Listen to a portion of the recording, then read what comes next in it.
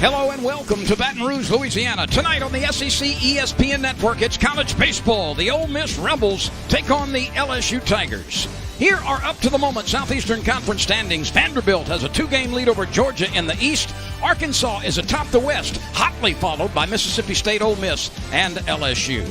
Come on inside beautiful Alex Box Stadium, Skip Bertman Field, with two-time College World Series champion pitcher Ronnie Rance. I'm Lynn Rollins. Last weekend, LSU took 2 out of 3 against Alabama, and there was an infusion in the offense with the return of freshman second baseman Gavin Dugas. Yeah, Dugas from Houma, Louisiana, left earlier this season with an injury, came back, got 3 hits a weekend ago. Pulmonary hoping that his right-handed bat will balance out the lineup a little bit. He's getting the start this weekend at second. So after 2 months of not being able to play, he's back in the lineup. We'll see how that works out. This is a homecoming of sorts for Mike Bianco, a former outstanding catcher at LSU, and he recently passed a major SEC coaching milestone. Well, win number 740 made him third all-time in SEC wins in the conference. That's an outstanding accomplishment for the former LSU baseball assistant. You know, for a long time, the Kessinger family has provided a lot of outstanding baseball players to Ole Miss. Gray Kessinger is the latest. Yeah, his grandfather Don was a great player and coach at Ole Miss, and you see the season Gray is having. Those are amazing numbers, the toughest conference in America, and he's hitting .460 in SEC play. There are 3 weeks of SEC play remaining. Let's look at numbers as we compare Ole Miss and LSU. Well, the Rebels lead LSU by about 16 points in the batting average category, and they actually lead the Tigers in all statistical categories going into the weekend. Let's take a look at the Rebels starting lineup. There are 4 300 hitters in this lineup. Ryan Olenek at the top. He's the center fielder. Gray Kessinger, the shortstop. Tyler Keenan at third base. The left fielder, Thomas Dillard. Cole Zabowski is the DH. Kevin Graham at first base. Cooper Johnson is catching. Anthony Servideo is at right field. And Jacob Adams is the second baseman. That's the way it lines up for the Rebels against Mikhail Hilliard, the spin baller, making his second consecutive start on the weekend. Yeah, Hilliard 0-2 on the season with a 4.6 earned run average, Lynn. But when you look at his numbers, they're very good. 29 and a third innings pitched. He's only allowed 22 hits. Opponents are batting only .204 against him, and he's got 37 strikeouts in 29 and a third innings pitched. So his numbers are better than the record or the ERA. So he's just hoping to go 5 tonight and then turn it over to a stacked LSU bullpen. We will not see Zach Hess, presumably in the starting rotation this weekend. Tomorrow there'll be Walker will Texas Ranger Eric Walker, and then Landon Marceau on Sunday. So a sophomore and a freshman lined up on Saturday and Sunday. And there's Zach Hess. He'll be coming out of the LSU bullpen. Coach Maneri not sure when and how he's going to use him. He's got, obviously, Peterson back there, Todd Peterson. He's got Devin Fontenot. So he's got some really good arms. Be interesting to see who goes first, who closes, and when they pitch. But we do know this. No Cole Henry and no Zach Hess to start this weekend. So it's going to be interesting to see what LSU does.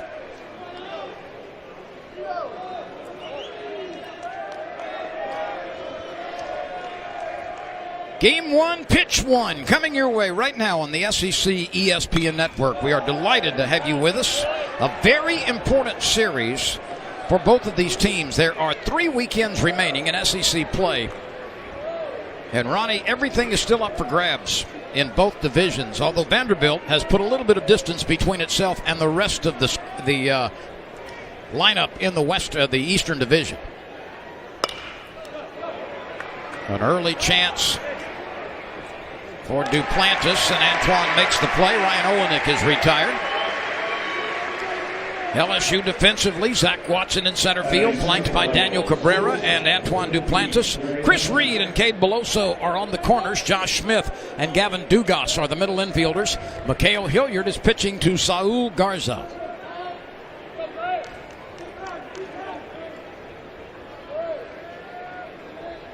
Up steps Gray Kessinger. He's having an All-America type season. I mean, when you lead the SEC in 3 statistical categories, and the big ones at that, including batting average, it's all you need to know. He's a junior. He'll be a high draft pick, 6'2", 200 pounds. He's got the DNA, that's for sure. Oh, my. Josh Smith cannot get up and make the play. But that was one whale of a grab on the backhanded side. And I wish he would have been able to make the throw, because it would have been fun to see how close this play would have been at first. That was an incredible athletic play by Josh Smith just to keep it on the infield. And he got up. It looked like he was going to have a chance. Watch this. One hopper. Looks like it's a base hit to left. Josh Smith says no. And when he makes the transition, the ball comes out. It would have probably been, Kessinger would have probably been safe anyway at first, but it would have been fun to see. So a one-hop infield hit by Kessinger. He takes a moderate lead from first base. LSU has not had much success this year in throwing out base stealers. A ground ball to right off the bat of Tyler Keenan, and that finds the grass between Dugas and Beloso. Back-to-back singles have given Ole Miss a chance here in the first. Now, this is an Ole Miss offense that, as we pointed out, is hitting a little more than LSU. That was an 88-mile-an-hour fastball that just didn't get located. It was down the middle, and it was a good piece of hitting. But this is an Ole Miss team that expected to be one of the best-hitting teams in the country. Now, they're having a good year, but not as good offensively as they thought. But as the calendar turns to May and the temperatures heat up, that's usually when offenses get going. Ole Miss has won 30 of its 46 games this year. It's 13-8 in the SEC, as is LSU.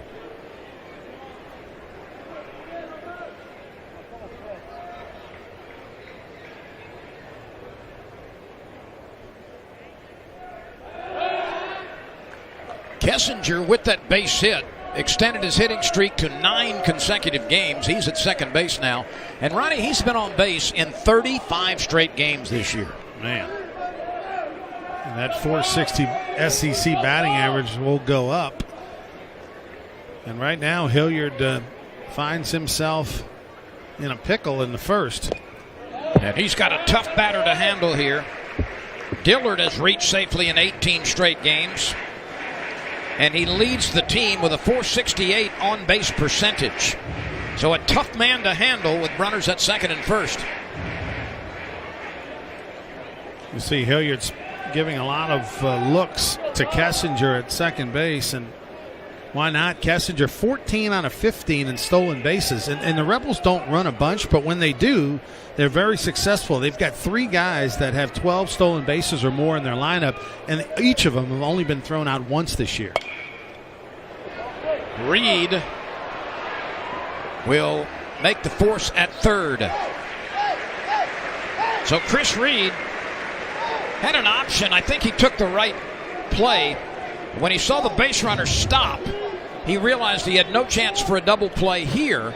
And so he'll just take the lead runner as he gets over to third ahead of Kessinger for the force out. Yeah, that was a smart play by Reed. Dugas was late getting to the bag at second base. And Reed, the veteran, realized, I better not make that throw. That might be bang, bang, and he could be safe. And he just held on to it, touched the bag, and got the most important out, that runner at third. So 2 gone, and here's Cole Zabowski, the DH.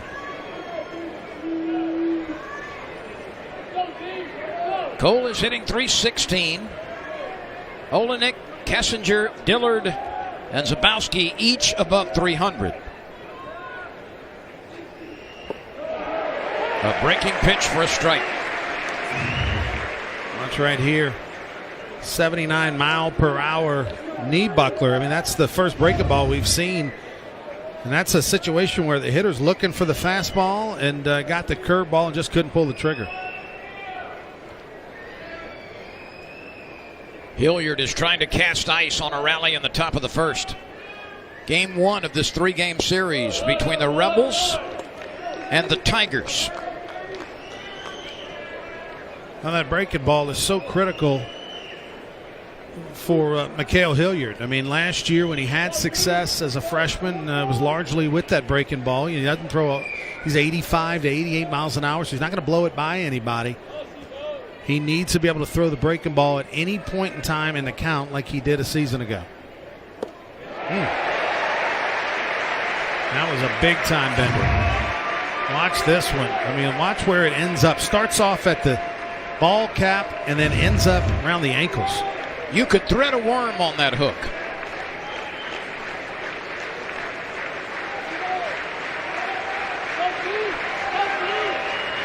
Those are two of the better breaking balls we've seen from Hilliard in a while. I'd go right back to it. The 1-2 pitch with 2 on and 2 out.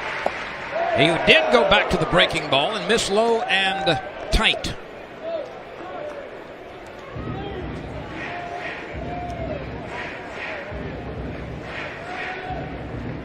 That's Dillard at first base. He reached on a fielder's choice. Keenan is ahead of him at second.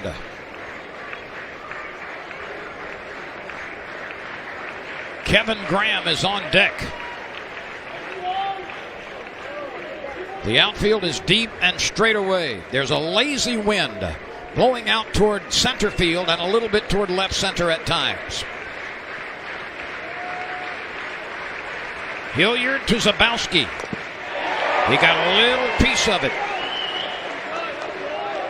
That one scratched the top of the baseball. Watch right here, another very good breaking ball. This is way on that outside corner. Just got a little piece of it, just a nick. Olenek flying to right. Kessinger reached on a hot hit ball on the infield. Keenan singled to right. Dillard forced Kessinger at third on a fielder's choice.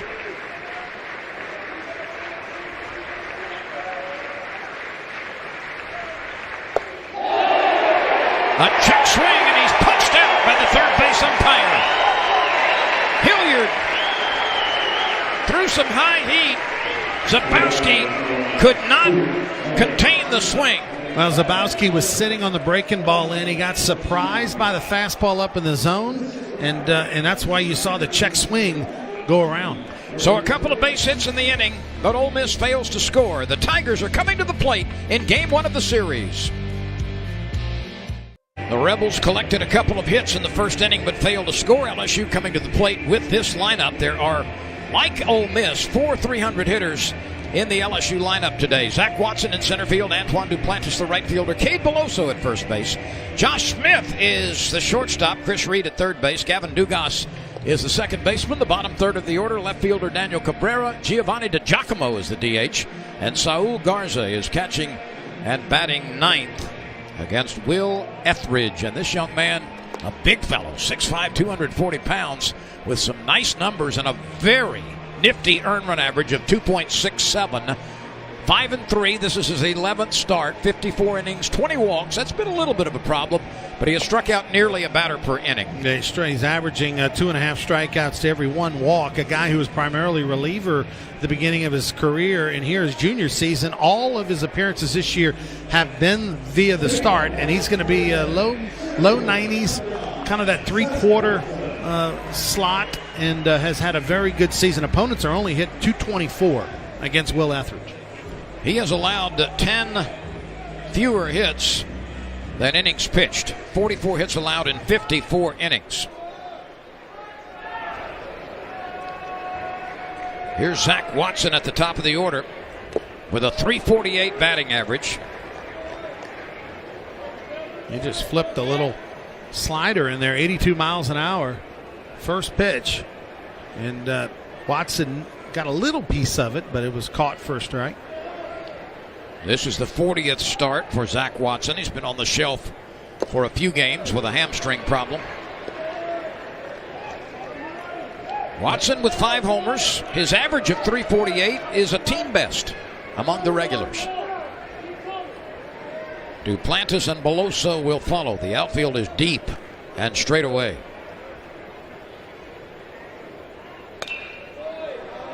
Watson sends a parking lot souvenir on the right side. Well, all 3 of Etheridge's first 3 pitches have been for strikes, and he's pretty effortless, for a big guy. He's nice and easy with his mechanic, kind of a 3/4 short arms it, nice and simple, 93 miles an hour on the first fastball we saw from him.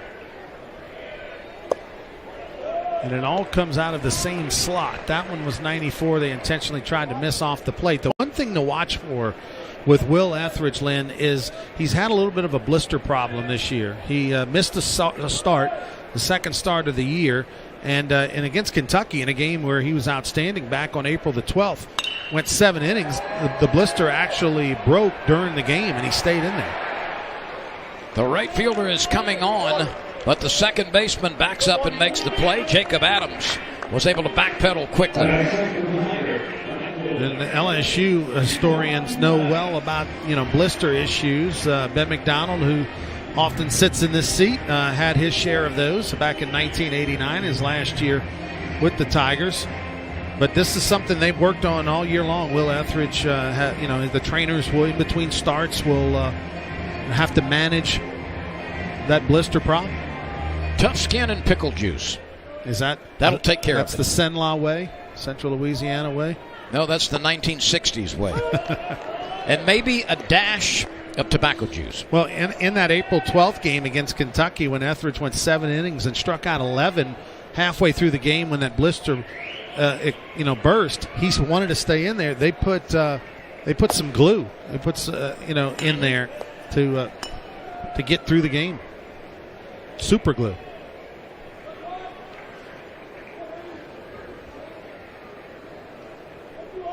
Antoine Duplantis coming to the plate with a .294 average. That's chopped down the line at first. And an easy play for Kevin Graham. Dillard, Olenek, and Servideo in the outfield from left to right. Keenan, Kessinger, Adams, and Graham on the infield from third to first. Etheridge and Johnson form the Rebels battery. Here's Cade Beloso. Cade started the season solidly at the plate, and then he went into a slump. But over the last 3 or 4 weeks, his bat has come back alive. He's hitting .285, 6 homers. He's driven in 38. And that's the second highest total on the team. Well, what's impressive, Lynn, is that he's a true freshman, and he's solidly the first baseman for LSU for this year and probably for the foreseeable future. And any freshman that can kind of entrench themselves in a job, that's pretty good stuff. Talked to Paul Manera before the game, and he said, "Oh yeah, he's in there the rest of the year, lefty, righty, it doesn't matter. Cade Beloso's their guy." Adams has time to make the play, and he does. So a 3-up, 3-down inning for Etheridge. A pop-up, a ground out, and a ground out. The last 2 to the right side. We go to the second inning. Ole Miss nothing, LSU nothing on the SEC ESPN network. Well, let me do some quick math. These teams have played 329 times since the series started in 1906. LSU has won 176 and lost 153 against the Rebels. Ole Miss beat LSU in the SEC championship game a year ago after that magnificent run to the finals by the Tigers. Well, I mean, at first I was impressed with the math that I looked on the screen, and it was right there for you. I mean, the graphic I didn't know was... that when I was doing, you see my addition right here? Okay. I mean, you were patting yourself on the back with the math. I was just surprised. Nonetheless, it was impressive. It's... My guess is that Mississippi State and Ole Miss are the 2 most frequent opponents for LSU in baseball. That's just a guess. Yeah, I would think so. I mean, Tulane's got to be up there as well. Well, but they played the longest. LSU and Tulane. It was the first game that LSU played was against Tulane back. Now we're talking about 126 years ago. So that was the first opponent. But as far as being in a conference and playing 3-game series and all that, it's one of those 2. A knock up the middle by Kevin Graham. 3 hits already for Ole Miss. It's a little hanging breaking ball right here. They're trying to throw it down and in, and Hilliard left it up around the letters. And if you're a hitter, Lynn, and you're facing a pitcher that throws primarily curveball, or that's the best pitch, and you're going up there looking for it, that's what you're looking for. You're hoping the pitcher makes a mistake, elevates that breaking ball, because if they throw a good one that's down at below the knees, I mean, it's hard to hit it even if you're looking for it. Let's see what catcher Cooper Johnson does. He's a junior receiver. This is his 39th start. Will he be asked to bunt? A short lead at first and no indication of a sacrifice on the first pitch, which is elevated. Cooper Johnson is hitting .266. 5 homers. He's driven in 18. Cooper Johnson, not only a good, offensive catcher, but a good defensive catcher as well. He's on the Buster Posey watch list, which is the award given to the nation's top catcher. It used to be the Johnny Bench Award. Now it's the Buster Posey Award. I guess they got to change it for the kids. They got to keep it fresh. But that was another pitch. You saw where it was, elevated above the waist. And when you don't throw very hard, when you're a mid-80s guy, you got to be a little bit particular with your location. You make the mistake up in the zone, it's very hittable. So 2 singles in the first and a pair of singles to open the second for Ole Miss. Here's Servideo, the right fielder. He's hitting .298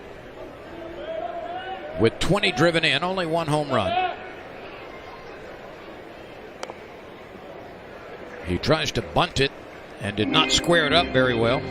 It kind of got caught in between a little bit, Servideo did. He had the sacrifice bunt, but I think he squared around too late, Lynn, and he didn't get the bat, his body squared, didn't get the bat out in front of the plate, and that's how he got caught in between and fouled it off. Kessinger, Keenan, Graham, and Johnson have singled. 2 on, nobody out, top of the second. Game 1 of this series. That time, much better job. He pulled it back wisely. Servideo, playing right field, probably next year will move to the middle infield and possibly play shortstop if Kessinger goes, signs pro. He is an infielder who took it for the team, moved to the outfield, but has been outstanding out there in right field. He's got a lot of speed and has a above-average arm. Garza handles it in foul ground. Last year, Servideo, he was on the infield and he was on the all-freshman team as a second baseman. So it's a guy that's extremely versatile, played second a year ago, right field this year, likely to be the shortstop next year. And oh, by the way, Lynn, can really run. He's got 19 stolen bases in 20 attempts this season. Well, they have asked him to bunt a couple of times. He has failed. His batting average with runners in scoring position is outstanding. He's hitting .488 with runners in scoring position.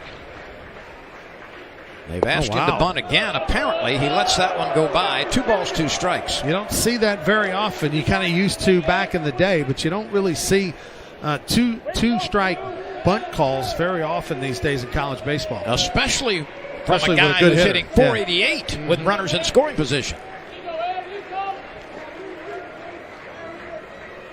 Reed and Beloso are even with the bag on the corners. The middle infielders are at double play depth. Now the count is full. Boy, this ball just misses. Is it in the top of the strike zone? I think it was the right call. A ball, a couple of fans behind the plate had an aneurysm. You saw them jump out of their seats. My goodness, there was some folks that did not agree with that call. Love the passion. Let's check the runners. They are not moving. It is punted to Reed. He scoops. He delivers to first base. Beloso hangs on. So a 3-2 sacrifice bunt turned into an out by Chris Reed. And Servideo, after a long at-bat, moved the runners along. Good baseball play all around right here by Reed, and then give Servideo a lot of credit. I mean, that's a tough thing to be asked to do. Bunt with 2 strikes, and it was perfectly placed. So here's Jacob Adams now at the bottom of the order with a .213 average. No homers, 10 driven in. Reed and Beloso come tight on the corners. Smith and Dugas, the middle infielders, remain back.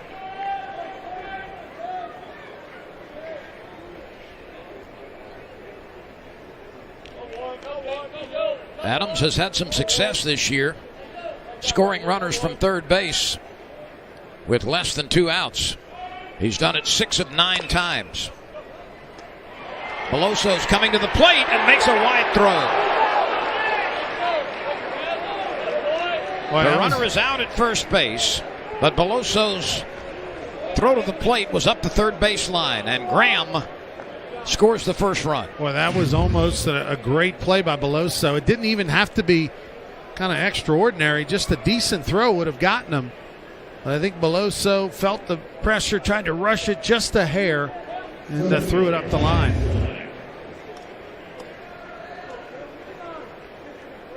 Here's Olenek, who flied to right last time. He's a .364 hitter. He's missed 5 games this year, but he started the other 41.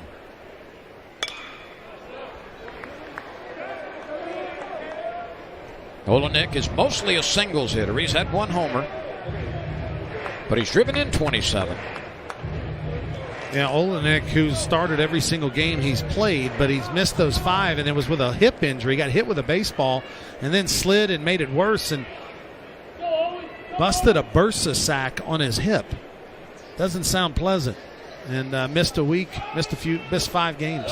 What did I tell you earlier? Tough skin, pickle juice, yeah, and salt. a little bit, just a dash of tobacco juice. That's it. Any Tabasco in there? No, that concoction? No.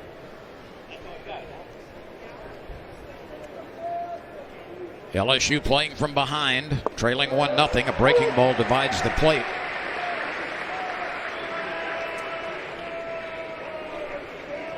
One run, 4 hits early for Ole Miss.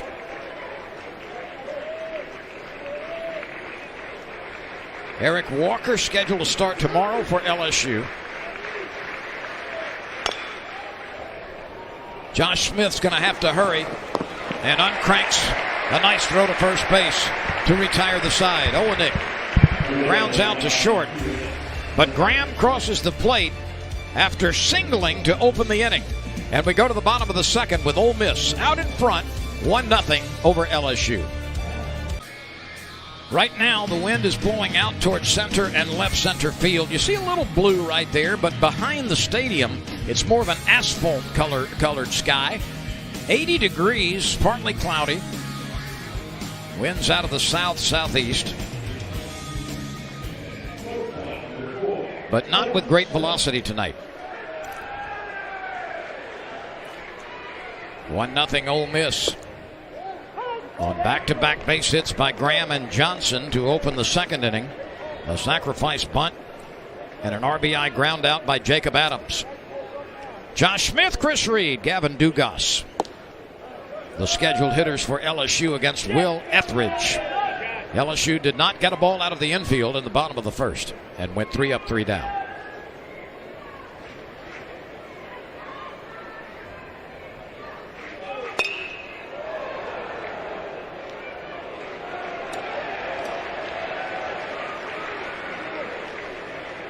Ronnie, here's kind of an interesting number just to contemplate. Not that it has any bearing on this game, but Ole Miss is 18-6 when scoring first, and that's impressive. However, LSU, when the opponent scores first, has won 10 of 12 games. Now that's impressive. This LSU baseball team, if you could figure them out, let me know, because I can't. And a lot of times I thought, they're going to lose this one, they win. They're going to win this one, they lose. It's been mind-scratching for the LSU coaches. They'll admit it. It's kind of like a box of chocolates. You never know what you're going to get from this team. Now, it's been better of late, But every time you take 2 steps forward, they take 2 steps back because now they're having to battle the rotation and the injuries. No Cole Henry available. Don't know when he'll be back. Zach Hess is now in the bullpen. You're asking Hilliard to be a Friday night SEC starter, which wasn't his role coming into the season. So there's a lot of piecemealing that's going on with this team. But the one thing they've got some really good talent, and they've got LSU across their chest, and they just play 27 ounce. All 27 ounce don't look pretty, but they play 27 ounce, and they've won a lot of close games, and they've come from behind a lot this year. Josh Smith bounced out to his counterpart, and now here's third baseman Chris Reed.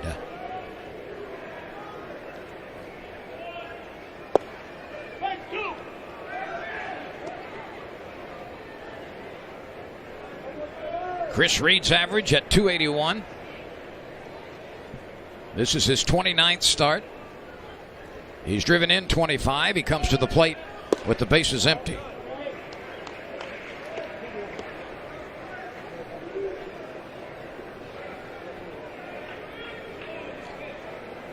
Reed has the second highest on-base percentage among the Tigers at .438.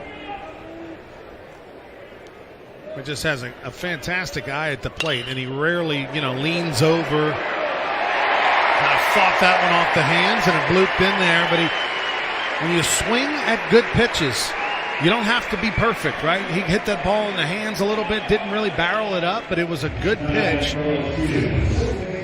Watch right here. Gets in on him a little bit and just kind of fights it off in the right center field. But he's just always so balanced at the plate. Rarely chases anything in the dirt or has to really extend too much. Because of that, I think he gets the benefit of the call a lot of times by the umpires. He's kind of got a reputation now of having a good eye in the league. So Chris Reed becomes LSU's first base runner with the dump single into right center field. And here's Gavin Dugas. Reed manages to scramble back. Cooper Johnson gave him a long look and then decided to hold on to the baseball. Yeah, that was an unfortunate play for LSU because Reed had the right idea, wanted to get down to second, but the ball just caught a little bit of the umpire's foot. It got past the catcher, caught the umpire's foot, and ended up staying in the batter's box.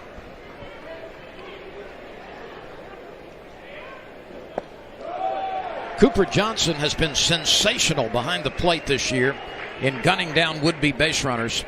He has done it at a 50% clip, which is just beyond belief.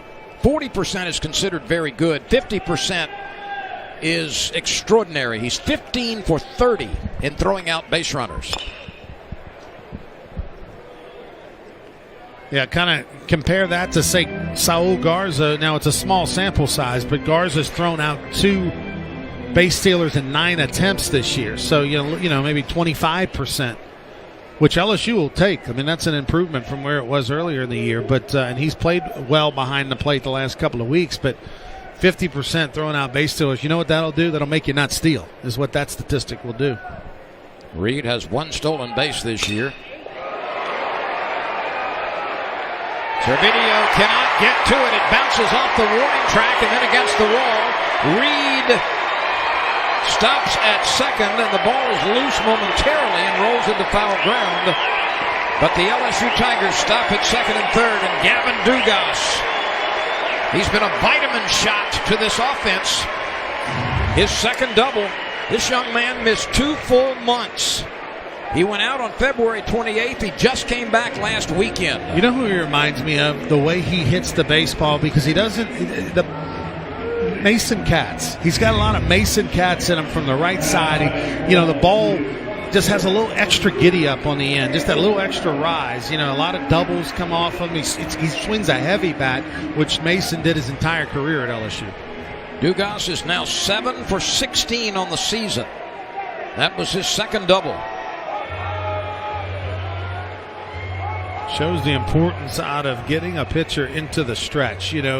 Guys can be so comfortable in the windup, but just you get a guy on, Reed figures out a way to get on base, and then all of a sudden a guy out of the stretch, he just didn't look at Etheridge, threw a couple out of the zone, and then throws one in there, and all of a sudden Dugas hits it off the wall. Mike Bianco, who's wearing the same number at Ole Miss that he did at LSU, goes out to the mound in his 19th season.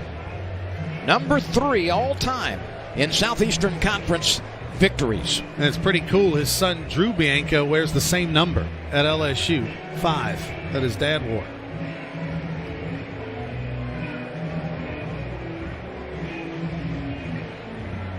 And you see Drew before the game, those two met behind home plate when Ole Miss was taking batting practice. Actually was talking to Mike a little bit, and Drew ran up real quick, gave his dad a hug, and said, "Happy birthday, Pop." And he said, "Thank you," and then he ran back to the dugout. That was it. Obviously, they'll spend a little more time this weekend together, but it was a neat moment. Bianco is 52 years old today.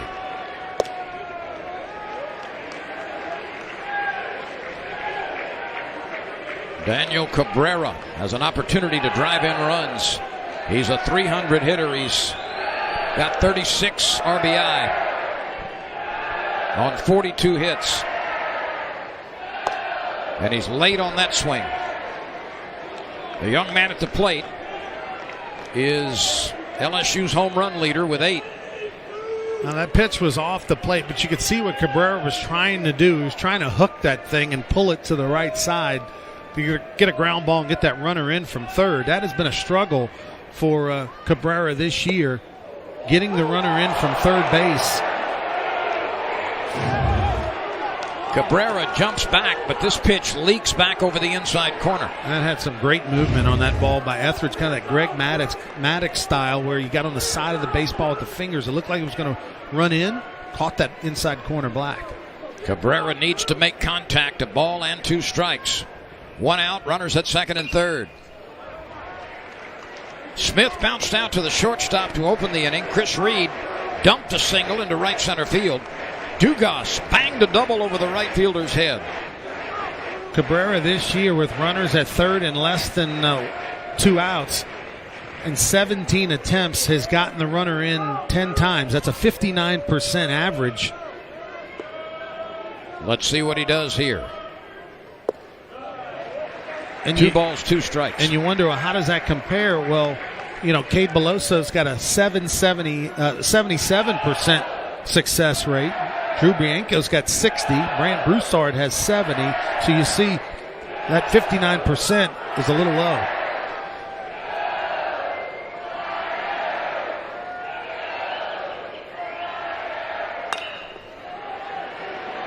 This will score a run. Graham makes the play behind first base, but Chris Reed scores from third, and we are brand new. Well, there you go. He did his job. You see right here, got a breaking ball. He's trying to pull everything on that right side to get that runner in from third. And LSU able to manufacture a run right there. Good at bat. Here's Giovanni DiGiacomo, the freshman DH, batting .294 in this his 28th start.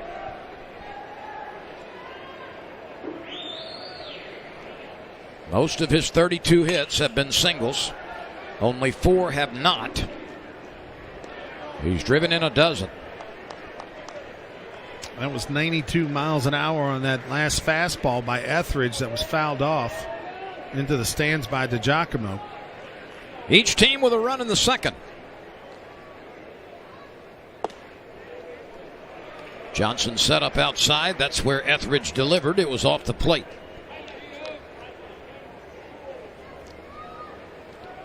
Ole Miss 1, LSU 1. Game 1 of this series. The middle game is scheduled to start at 6:30 tomorrow. We understand there's a high likelihood of rain overnight and into the day tomorrow, so we'll see what Mother Nature has in store for us. But 6:30 is the scheduled start time tomorrow. We'll have it for you here on the SEC ESPN network. And then on Sunday, a 2:30 start. The crew from ESPN2 will be here to bring you that game.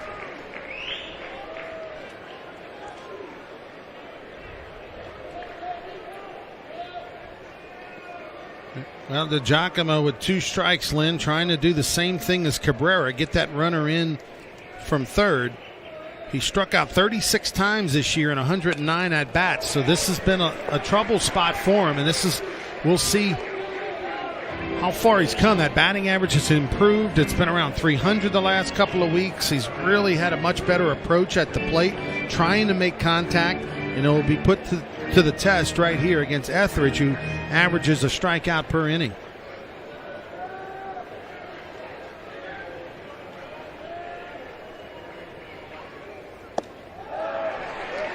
Three balls and 2 strikes. Saul Garza is in the on-deck circle with 2 outs. Jacob Adams, the second baseman, is very deep. He's a couple of steps back on the grass. He'll cover as much ground as possible on the right side of the infield. Here we go to DiGiacomo. And he strikes out for the 37th time this year. But a run in on a ground out by Daniel Cabrera. Chris Reed crosses the plate. And on this play, the Tigers have evened the score. Ole Miss won. LSU won. The third inning is straight ahead. It's the custom of LSU on the weekends to honor a member of the armed forces. This is Lionel Smith, a veteran of the United States Navy, 25 years of service. He was a search and rescue air crewman in helicopters and an anti-submarine air crewman in patrol bombers. Lionel Smith was part of the Cuban Missile Blockade and is also a Vietnam War veteran. Congratulations to Lionel Smith, who is the grandfather of LSU shortstop Josh Smith. I love those soldier salutes. Yeah, that's pretty cool. You know, my dad was a U.S. Navy man in Vietnam in the late 60s, and I always get a kick out of seeing some of these great veterans, especially the World War II and Korea conflict and Vietnam Wars as well. I think LSU first, I mean, I know they've done it sporadically. They've done it for many, many years, but they first started doing it in 1991 during Desert Storm. Coach Bertman implemented the soldier salute that season. And then they did it a little bit over the years, and then I think for about the last dozen years, it's been pretty much a tradition. Gray Kessinger had an infield hit last time.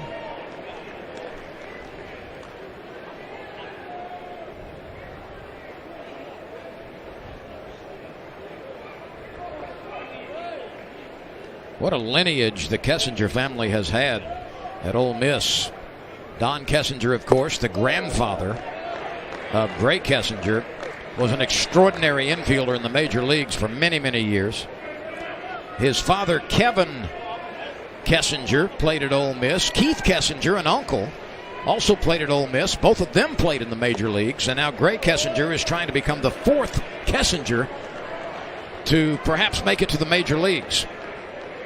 Well, the SEC Network did a great special, on the Kessingers, one of those SEC stories features, and it's one of the better ones now. There's one going on right now. It's in the works for Skip Bertman. Mark Kinderman, one of the producers for SEC Network and ESPN, he'll be working all of 2019 and into 2020, and look for sometime around the College World Series in 2020. And SEC stories on Skip Bertman. Josh Smith gets under this towering pop-up and makes the catch. Kind of fitting, right, that Josh Smith would make the first out of the inning after his grandfather was the soldier salute. There's Keith Kessinger. That's the uncle of Gray Kessinger, and he works radio for the Ole Miss Rebels Network.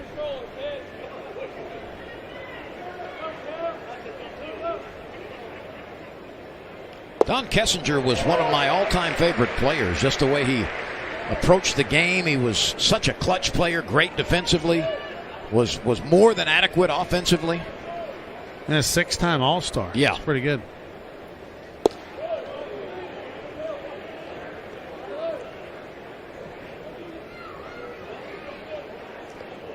Tyler Keenan had a base hit last time.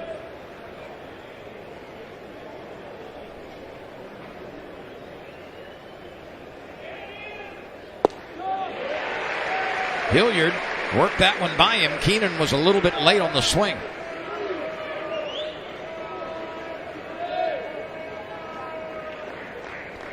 Ole Miss collected a couple of hits in the first and a couple more in the second, as Graham and Johnson each singled to open that inning.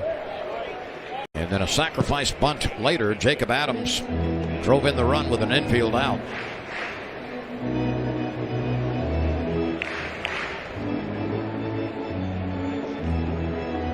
Keenan, as a freshman a year ago, hit 9 homers and batted .301. He was a freshman All-America.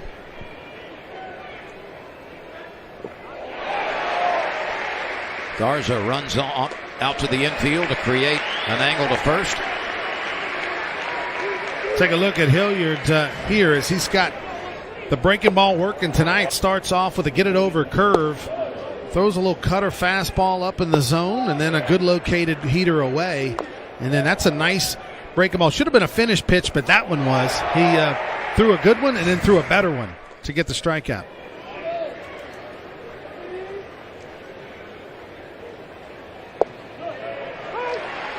A strike to Thomas Dillard. Each team got a run in the second inning. We play in the third. We are delighted that you have chosen to spend some time with us here in Baton Rouge. Game 1 of this series, Ole Miss and LSU. And a very important series it is, not only for seeding in the SEC tournament, but also for postseason considerations. No question. You know, the million-dollar question is how many wins do you have to get in the SEC in order to host a regional? And I don't know that there's a resolute number. It's probably a case-by-case basis. Both teams, Ole Miss and LSU, haven't been as dominant midweek as they've been in the past. You see, look at that pitch. It starts off the plate, and then he's got a little bit of cut action, a little bit of natural movement to catch that outside corner. This ball is tagged very well. Cabrera is back. Does he have room? Yes, he does. He makes the catch one step away from the left field wall. Dillard gave it a long ride to his counterpart in left field, but Daniel Cabrera retreated and made the catch. Garza, Watson, and Duplantis coming up for the Tigers in a 1-1 game. Coach Dee Dee Bro knows how to fire up a gymnastics team, and she's also getting that LSU baseball team ready. Look at this. Yeah, she had the championship gymnastics team standing behind her, and then she went over there prior to running out on the field at the top of the first and got the team fired up. And Dee Dee Bro only knows one speed. That's 110 miles an hour all out, and I'm sure she had a little fun yelling at the guys. Here's what I wanted to see, though. Instead of a first pitch being actually thrown, I wanted to see the gymnastics team take the ball, do a series of flips, and hand it to the catcher. I think somebody did that. They did. They did it tonight. Oh, they did it tonight? Yeah. They did do that? Yeah, oh, okay, I love cool. that. I think one time one of the champion gymnasts years ago did like a couple of flips and then threw it. Like she came off the mound, did a couple of flips, and then still threw the ball. Saul Garza making his first at bat, leading off the third inning. And a couple of quick strikes from Will Etheridge. Garza hitting .211. He's homered a couple of times. He's had a home run in each of the last 2 SEC series.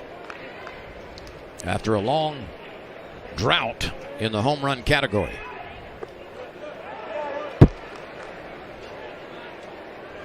All right, let's watch Lexi Priestman here. Wow. Oh, yeah, she did it. There we go. I don't, is that a somersault? A cartwheel. A cartwheel, I don't know, whatever kind it is. Round off something. And then she threw a little high and inside, but it was still a good throw. Garza, after falling behind 2 strikes, rips one by Tyler Keenan at third base. That's hit number 3 for the Tigers. Well, it's spelled like Saul, but it's pronounced Saul, and he's been a little bit hot the last couple of weeks. I mean, he's kind of taken hold of that catcher job for LSU. There's been some distance now between Mathis and Garza, and even though the average is still in the low 2s, the at-bats have been better, and his defense has been much improved. What he's done at the plate is he's learned how to recognize an SEC-caliber breaking ball much better than he did earlier in the year. And in talking with Sean Ochenko, he said he's basically done a much better job, too, at just swinging at strikes, swinging at, hittable pitches. sometimes you just have to let balls go. You're not going to hit it anyway, so don't swing. And he's done a much better job, like the Chris Reed approach of swinging at balls you have a chance of hitting. So Saul Garza at first base with Zach Watson coming to the plate. He popped up to the second baseman Adams last time. Garza with a very short lead. And a slider catches the outside part of the plate. That's an almost unhittable pitch.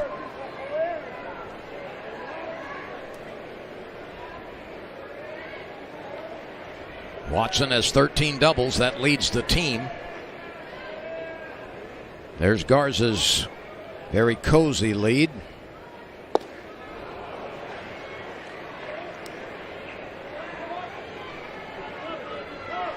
LSU reached Etheridge with a one-out single by Reed. Dugas followed with a double into right field. Cabrera drove in Reed with a ground ball to first base. One each in the opening game of this series. Watson lunges for that and strikes out.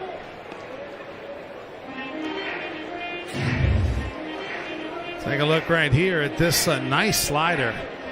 Not only is it the change of speed, you see Watson way out in front, but it starts off on the corner as a strike and then clearly ended up off the plate. That is a perfectly placed pitch when you're ahead in the count. Etheridge got to Giacomo in the second. He gets Watson here in the third on strikes. Here's Duplantis, who pulled a ground ball to the first baseman Graham last time.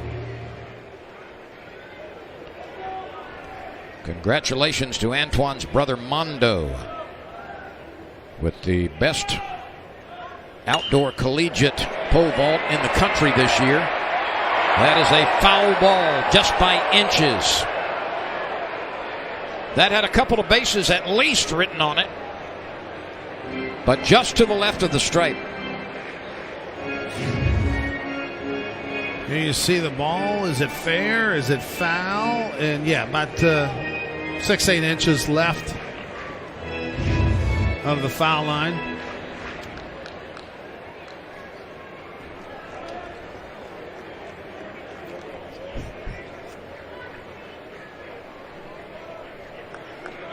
One run, 4 hits for Ole Miss. 1 run, 3 hits for LSU.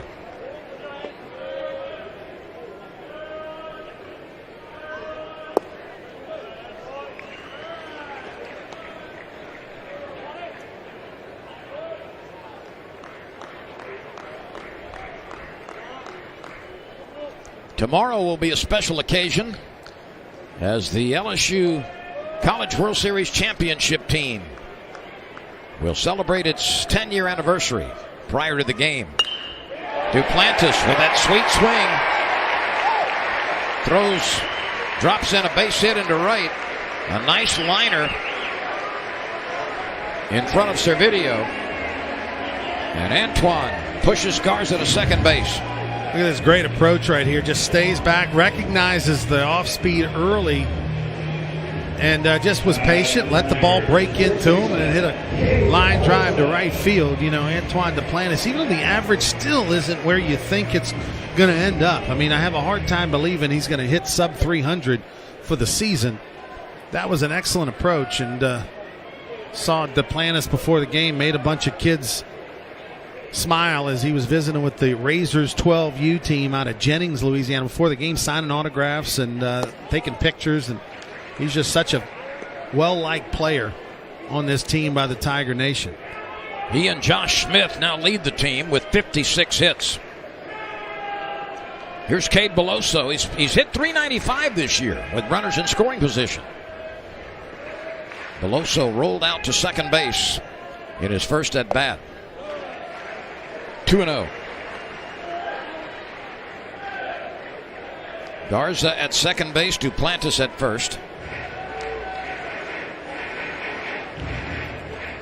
Now Beloso, his last time up, Lynn, actually hit the ball pretty hard. It hit off the pitcher's glove and went right to second base.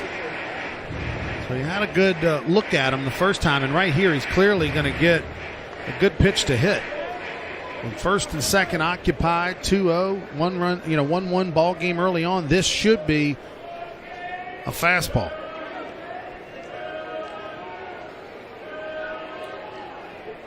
And I think if you're Beloso, you have to sit on it. Even if he throws a changeup or off speed, if you're Beloso, you're up there sitting dead red and you're trying to take everything else.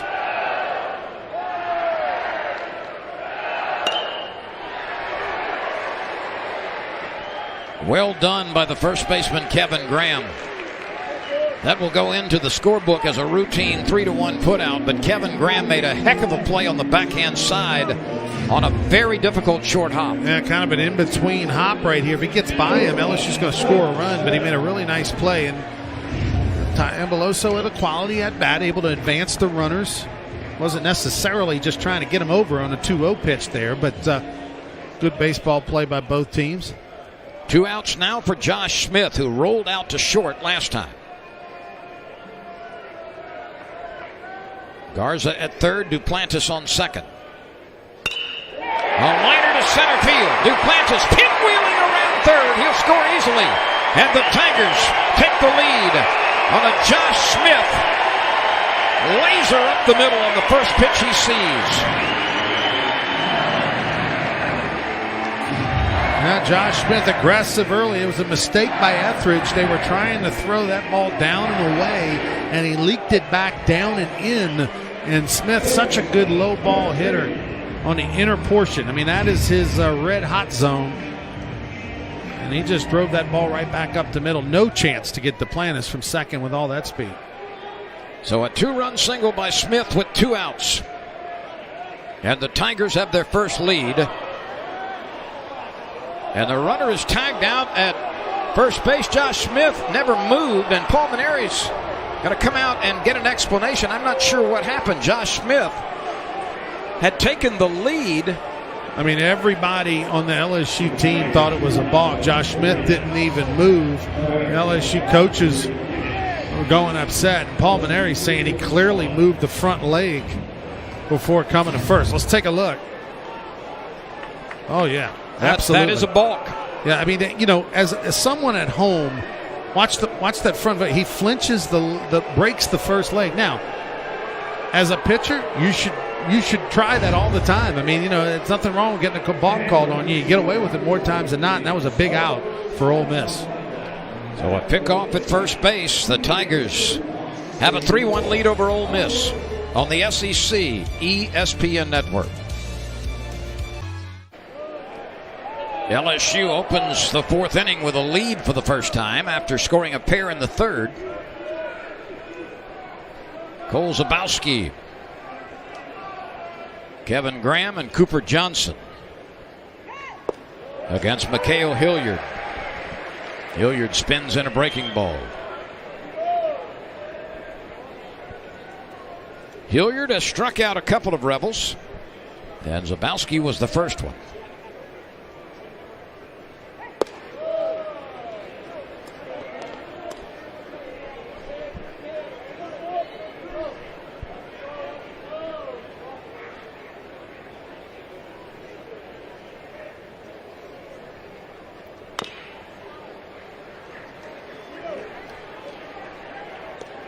Well, we play in the 4th. Let's see how Hilliard handles this inning, because the most important inning is always the one after your team has a big inning, puts a crooked number on the board, and gives you the lead. So it's imperative that Hilliard work quickly, throw strikes, and keep that momentum in the first base dugout if you're an LSU fan. LSU would dearly enjoy getting 5 or 6 innings out of Hilliard tonight.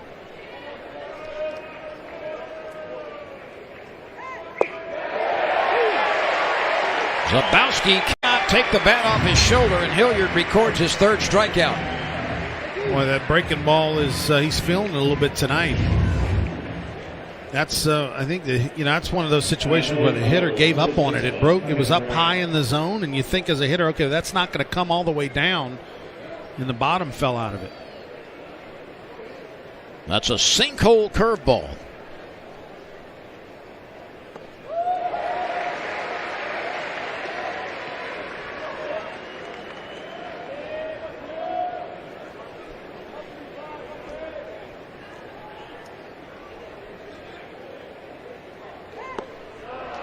Kevin Graham had a base hit in the second and scored on a Jacob Adams groundout.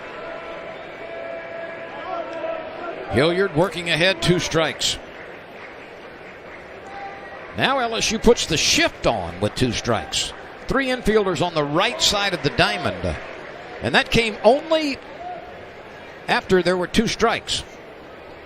There you see Josh Smith in the middle of your screen behind second base, and then Gavin Dugas and Cade Beloso also on the right side. And Chris Reed pulled over into almost a normal shortstop position from third base.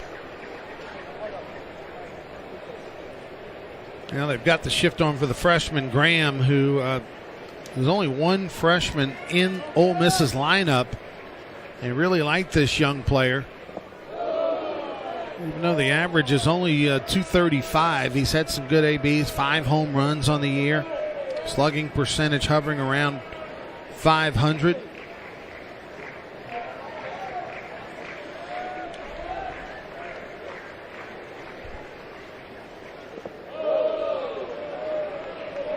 Two and two now with 1 out.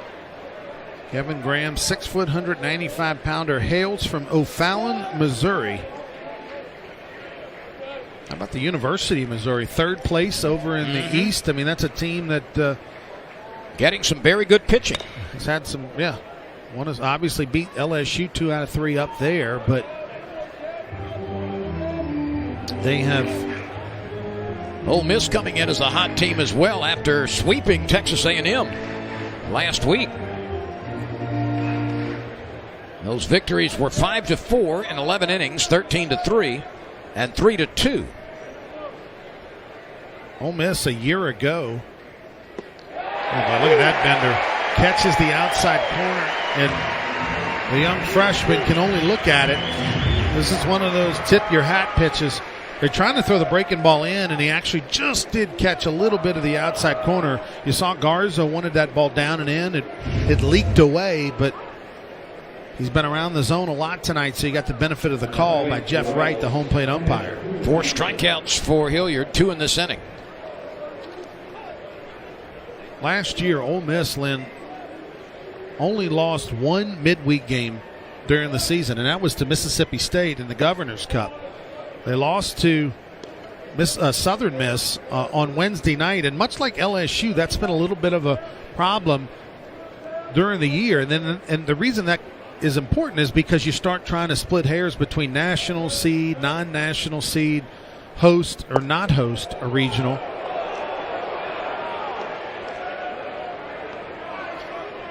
Well, in Baton Rouge, the Rebels have had very scarce success. They've not won a series here since 1982.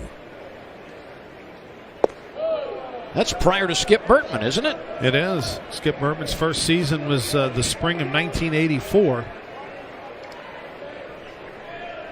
That's a long time without winning a series in Baton Rouge.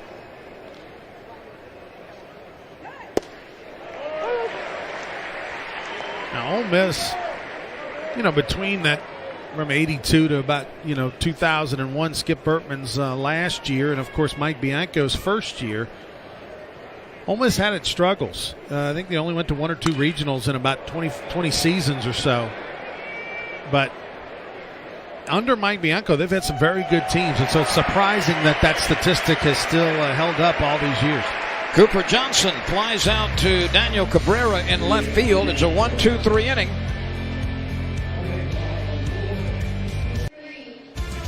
There's a nice house here at Alex Box Stadium, Skip Bertman Field tonight. A few empty seats, but not many.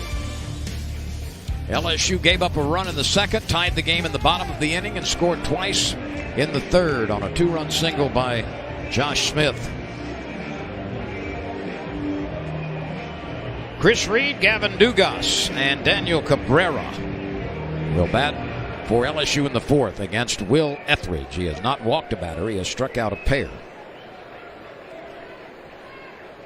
Ole Miss has pitched pretty well this year for the most part. Boy, that's like the 3rd or 4th time Etheridge has had just a wild miss, way out of the zone, a non-ball, as it was always called by Skip Bertman, and I'm sure Mike Bianco calls it the same thing. That's a non-competitive pitch where the batter doesn't even have anything to think about. And so, Etheridge he's kind of scuffled a little bit tonight. 3 runs, 5 hits, hasn't had the command and the comfort level out there that he's had for most of the season. One thing he has not done is walk anybody. And Ole Miss for the season is 12th nationally in strikeouts to walks ratio, just about 3-1. Well, this is going to be, and that's as a staff. This is about as sure a lock as there is in Vegas. A 3-0 count to Chris Reed, right? Who's the king of the walk, and then your Etheridge, who's 3-0. So let's see how this plays out.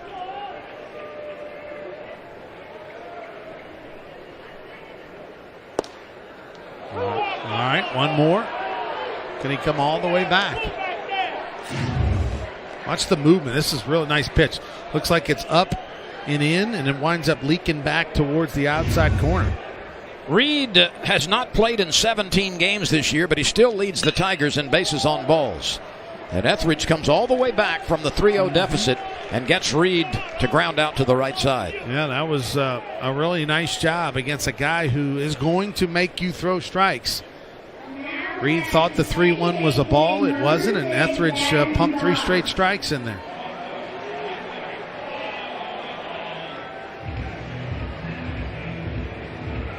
The Ole Miss pitching staff is 3rd in the SEC in earned run average, strikeouts, and opposing batting average during conference play. So this is a team that has been built around some very solid pitching, not only among a couple of starters, but pretty much throughout this entire pitching roster. And I think this is the last pitch. It was a fastball that, thought he was getting the breaking ball, got the fastball.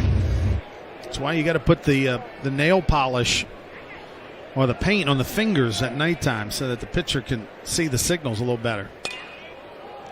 Now remember, they are using the radio transmission to the catcher, but of course the catcher has to get that call out to the pitcher. I don't see the wires though. You can see it. Yeah, are they there? Yeah, it's there. It's just tucked in the shirt collar, but Gavin Dugas is 2 for 2. He has been an impact hitter since returning to the lineup after a 2-month hiatus. I mean, Lynn, I can't be more impressed. It's only his 17th at-bat of the season, and that's a breaking ball right there. So he first at-bat, he takes a fastball off the wall to right center, and then the next time makes an adjustment and hits a breaking ball up the middle. I mean, those are very nice approaches and solid at-bats for a true freshman who's only had 17 ABs. And now he's got 8 base hits in those 17 at-bats. Here's Daniel Cabrera, who drove in LSU's first run with an infield out to the right side. There's also let's play a game here. Let's go back many years. There was a second baseman who got hurt very early in the season for LSU back in 1996, and only played 22 games that year. 20-something. I think it was 22. LSU won every one of them. I've seen the SEC stories a million times. So is there any kind of angle, any kind of connection between Gavin Dugas and Warren Morris? I mean, not yet, obviously, but the story is setting up. They play second. Yep. That's it. Well, I mean, hurt early in the year, came back late. I mean, Gavin Dugas Skip obviously Bertman says that was his best team had Warren Morris been healthy the whole year. No, he said that many times. And, you're talking about a veteran guy in Warren Morris who'd been in the program at that point 4 years. Hey, I'm doing my best here for conversation, and you're just blowing holes in the bottom of the boat. I don't think we need to compare Dugas to Warren Morris just yet. But I will say, not yet. I will say that. I said there's a start. There's a start of a legend here. I will say that he's brought an energy, and he's got a tremendous amount of confidence. I mean, he plays with a swagger for a guy that was in high school just, a few months ago. Oh, what happened there? A little pitch and catch. My goodness. Not a very good decision between Graham and Etheridge. Graham had an easy play at first base and didn't take it. Well, you got a true freshman over there at first base. What is that? Oh my goodness! It looked even worse from that angle than it did in the booth. I mean, he literally threw the ball forward about 10 feet, and I think that's a situation. Inexperience right there got him. You got to be a little selfish over there at first base. You got to want to make that play, big fella, all by yourself. Well, Graham had the easy play to turn and get back to first base by several steps. Yeah, I think the moment just got him a little bit right there. That was just an on-the-road Alex box, 10,000 people at the game. He just kind of froze and made a crazy mistake. I don't think I've ever seen that. They always say about baseball, right? You go to the ballpark each day, you're going to see something you've never seen before. You and I have played and done thousands of games. I've never seen a first baseman throw the ball towards the pitcher's mound instead of running to the bag at first. And I made a quick scan around the stadium and did not see a possum.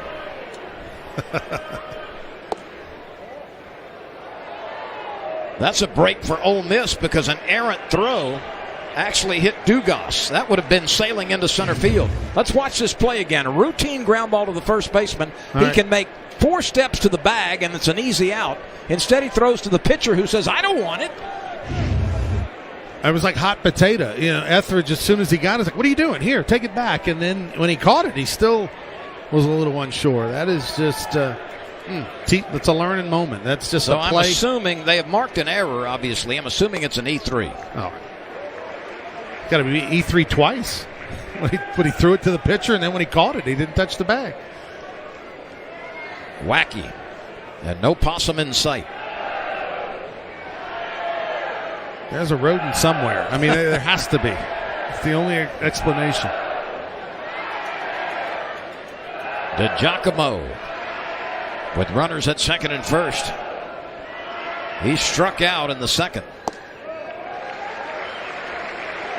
Now, if you're Etheridge, what's going through your mind as a pitcher when something like that happens? I mean, it really is, he's a veteran. He's been in some big moments. He's had a great year. But, I mean, right now he's trying to flush that and stop thinking about it and just focus on the hitter. But he's got to be rattled. It is ruled an error on the first baseman. More of a mental error than a physical error. And DiGiacomo, who has struck out twice as many times as he has walked this year, waved at that one out of the strike zone. That would have been ball 4.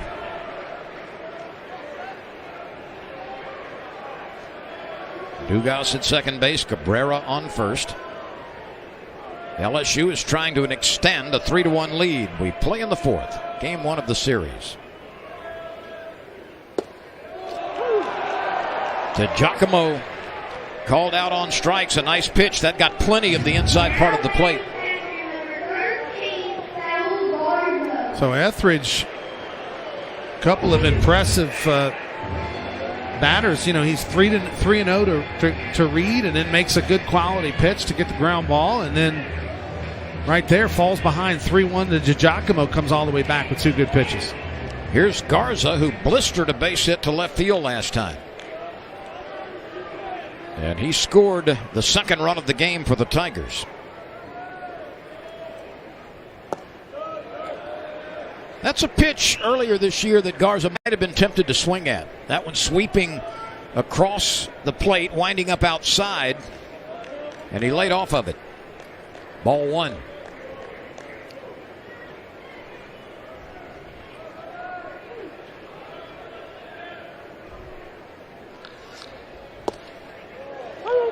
That was perfectly placed. Garza looking for something middle in, and instead had to lean over and watch that one go by. As Etheridge buzzed the outside corner. That one was 91 on the gun. That's okay, though. That's a pitch that's very difficult to handle. 1 ball, 1 strike.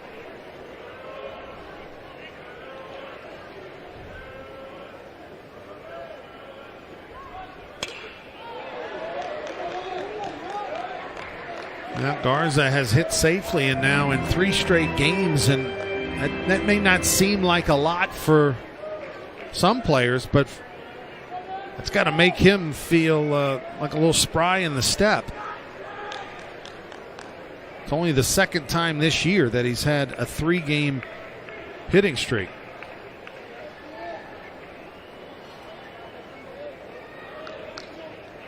Garza fell behind in the 3rd inning and then laced one between third baseman Keenan and the bag.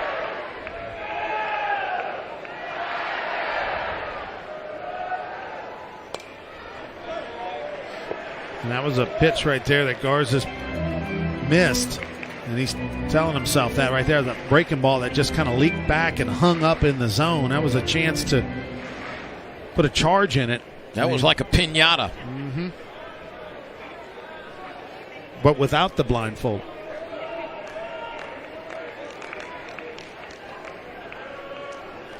Etheridge to Garza with 2 outs, 2 aboard.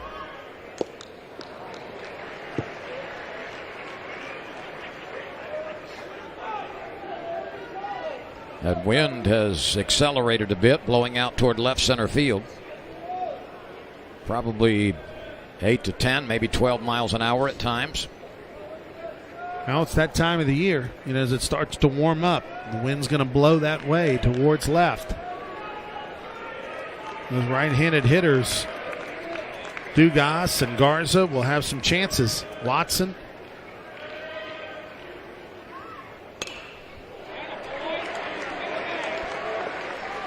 Still a lot in the tank for Etheridge. That was 93 as he tried to go fastball in there. And the count remains a ball and 2 strikes, 2 on, 2 out, a 2-run lead for the Tigers. We play in the bottom of the 4th, game 1 of the series.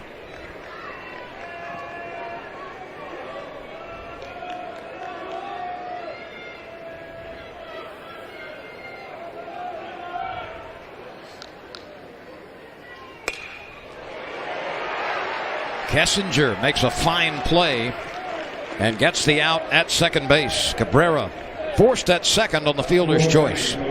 LSU leaves a pair. There was 1 base hit and an error. We move on. Tigers 3, Rebels 1. Here's what's upcoming for the Rebels. They will host Mississippi State next weekend. They will play at Arkansas State in a midweek game. Then they will go to Knoxville to take on Tennessee. And then the SEC tournament. LSU has Louisiana Tech on May 7th. And then we'll go to Fayetteville in a very important series. UNO is an opponent on May 14th. And then Auburn closes out the SEC schedule in Baton Rouge, May 16th, 17th, and 18th. Well, LSU playing Louisiana Tech on May 7th. And, man, prayers to everybody up there in Ruston and all that's going on with that tornado that went through Ruston and did tremendous damage to the baseball stadium. Of course, a lot of other sports facilities. But I saw the pictures. The scoreboard got blown down. The roof got ripped off. Yeah, the softball and baseball facilities were the hardest hit. Thank goodness nobody was seriously hurt. I think they're playing their games all on the road. They are. The rest of the regular season. Yeah. No chance at all to play any more home games. And they've been very good this year. RPI top 50. It was like 30 in the 30s last I saw. So they've got a really nice ball club. We'll see how they can do being road warriors. Anthony Servideo leading off here in the 5th. He'll be followed by Jacob Adams, and then the top of the order in Ryan Olenek.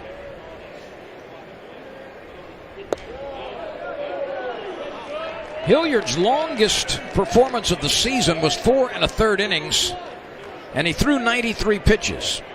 Tonight he's gone 4 innings on 62 pitches. 64 right now, but 62 coming into this inning. And Servideo laces a base hit to center field. That breaks a streak of 9 consecutive batters retired by Hilliard. Not a bad pitch, a little down, but Servideo, a good hitter, and now be interested to see he's got 19 stolen bases this year in 20 attempts. And Hilliard's not very quick to the plate. So, and we'll see if they decide to run on LSU catching this year, Lynn, that has only thrown out 11 base runners and 82 steal attempts this season. Servideo has a pretty healthy lead, not going. That base hit by Servideo, the liner to center, was the first knock for Ole Miss since Cooper Johnson singled back in the second inning. Hilliard had retired 9 consecutive Rebels prior to the base hit by Servideo.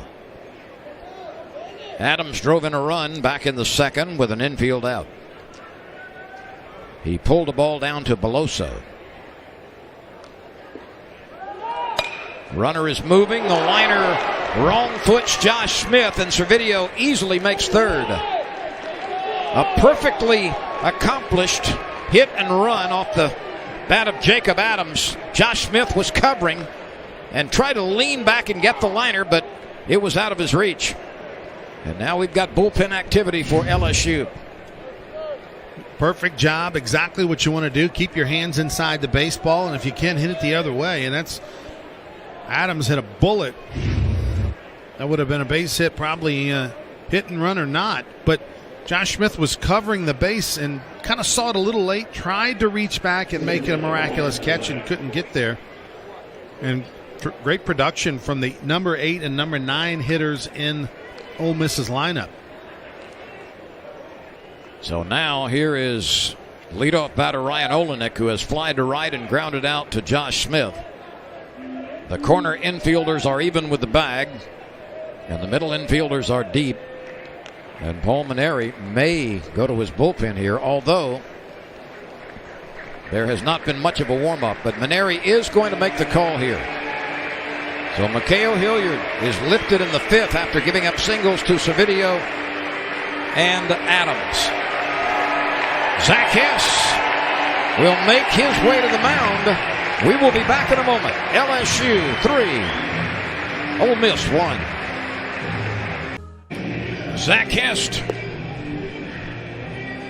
out of Forest, Virginia. Hess, big fellow, 6'6", 218. Not often during his career has he come into games in these situations in the middle innings, but he's called upon to protect a 2-run lead here. And Zach Hess, of course, has the ability to strike out batters. LSU would really enjoy getting one with runners at first and third and nobody out.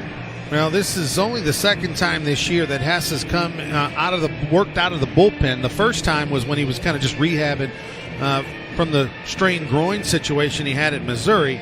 That came against Florida, where he went 2 1/3, gave up 2 hits and no runs. But this is the first time, a completely healthy coach's decision, Hess's decision to move to the bullpen. We weren't sure exactly what his role would be. Would he be late? Would he be early? It looks like right now they're giving it to him in a crucial spot and probably will turn him loose. The benefit is, if he's on, Lynn, he could possibly finish this ball game for the Tigers. 50 1/3 innings this year for Hess. That's the most of any Tiger pitcher. He's allowed 59 hits, so that's been a problem. He has struck out 52 and walked 25. And Zach Hess will unleash to Ryan Olenek. Servideo at third, Adams at first after a single and a hit-and-run single. Ground ball down to Josh Smith to second for 1, to first for 2. And Josh Smith made a heck of a reaction on a ball that looked like it was going to be belt high. All of a sudden it took an odd hop, but he still was able to get it and start the double play. Now, good pitch by Hess, works a breaking ball. Olenek has a very defensive swing right here. And Josh Smith, you're right. That ball hit off the cut of the grass and just bounced up awkwardly. But LSU will give up the 2 for 1 when you're up 3-1. 2 outs to get 1, and you clear the bases. Here's Kessinger, and he's greeted with a 94-mile-an-hour strike. Obviously a totally different mindset for Zach Hess when you're coming out of the bullpen versus starting. You see him kind of came into the game, pranced around the mound a little bit, working real quick. There's a lot more of the old Zach Hess from a few years back when he was the wild thing coming out of that bullpen his freshman year. You're seeing some of that here. 94 and 95 on the last 2 deliveries. Kessinger is 1 for 2. And he stays alive, knowing that pitch was borderline. Kessinger has hit safely in 9 consecutive games, and he's been on base in 35 straight. Boy, he is wired up, huh? Look at him. I mean, he is prancing around and ready to go.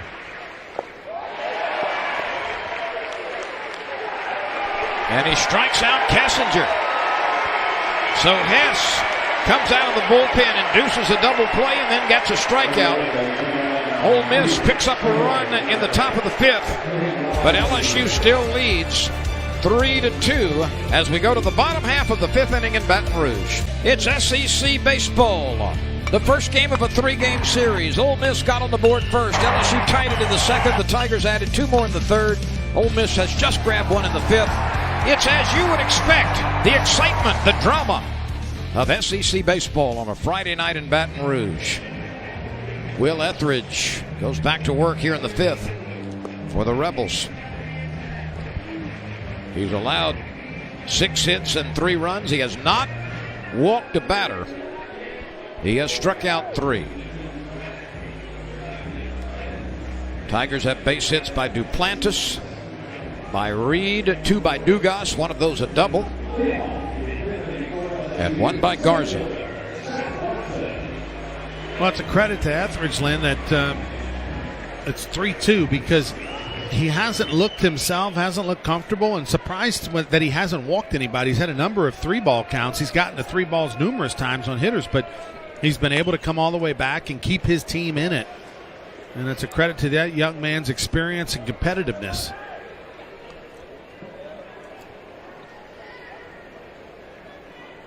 Each team has a half a dozen hits. Watson is 0 for 2 with a strikeout at the top of the order.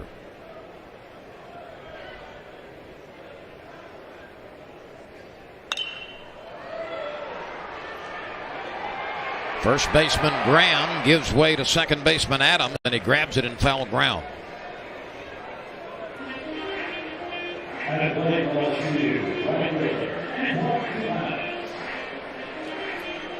Well, Etheridge out of high school was drafted in the 35th round by the Seattle Mariners. He went on to be a freshman All-American back in 2017. Last year, made 26 appearances, all out of the bullpen, had 3 wins and an ERA under 4. Worked a total of 50 2/3 innings. This season, every appearance has been a start for Will Etheridge. Duplantis shoots one into the right center field gap, but it is tracked down by Ryan Olenek. Olenek retreated and went to his left. That ball was given a pretty good ride, about 385 feet, but the center fielder grabbed it. So Antoine is 1 for 3. Etheridge is coming off an outstanding performance. His last start against Texas A&M last weekend went 8 innings. As Ole Miss won 3 times against the Aggies.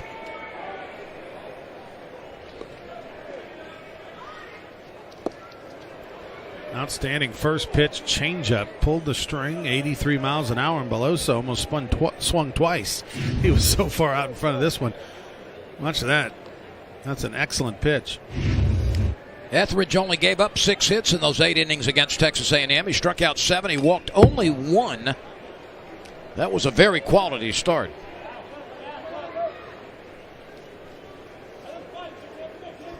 He's at 83 pitches right now, as we play in the bottom of the 5th with 2 outs.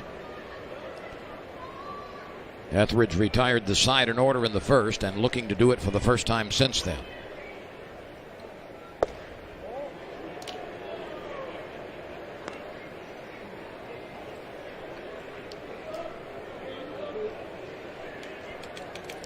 Beloso has grounded out to the right side twice.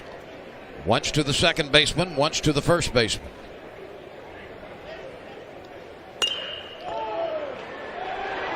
Graham makes another very good play. Only 7 pitches in the inning to retire the 3 Tigers. And Graham, for the second time tonight, goes to the backhand side and takes a potential base hit away from a Tiger. So we go to the 6th in Baton Rouge. LSU 3, Ole Miss 2.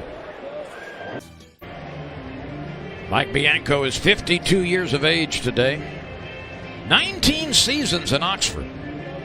740 wins.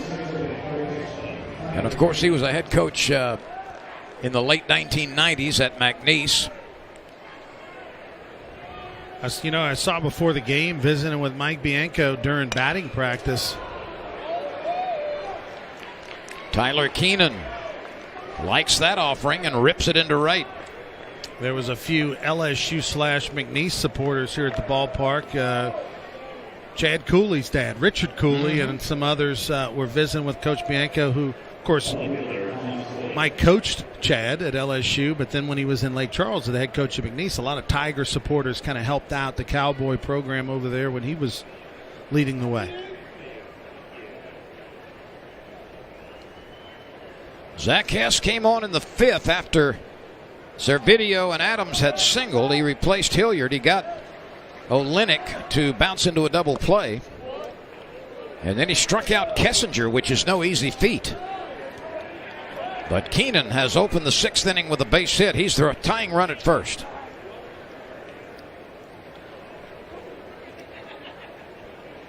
Thomas Dillard is 0 for 2.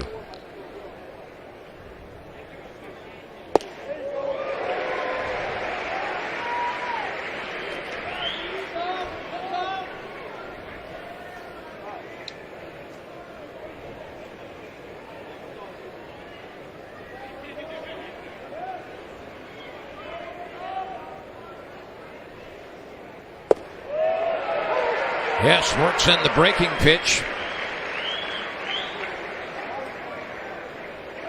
2 runs, 7 hits. 1 error for Ole Miss. 3 runs, 6 hits. No bobbles for the Tigers. We play in the 6th, game 1 of the series. Zach Hess kind of looks like his old self coming out of the bullpen. There's just, the energy, the working fast, the confidence. And went on. He can run it up there 95, 96 miles an hour. And right there, that one was a blazer 94.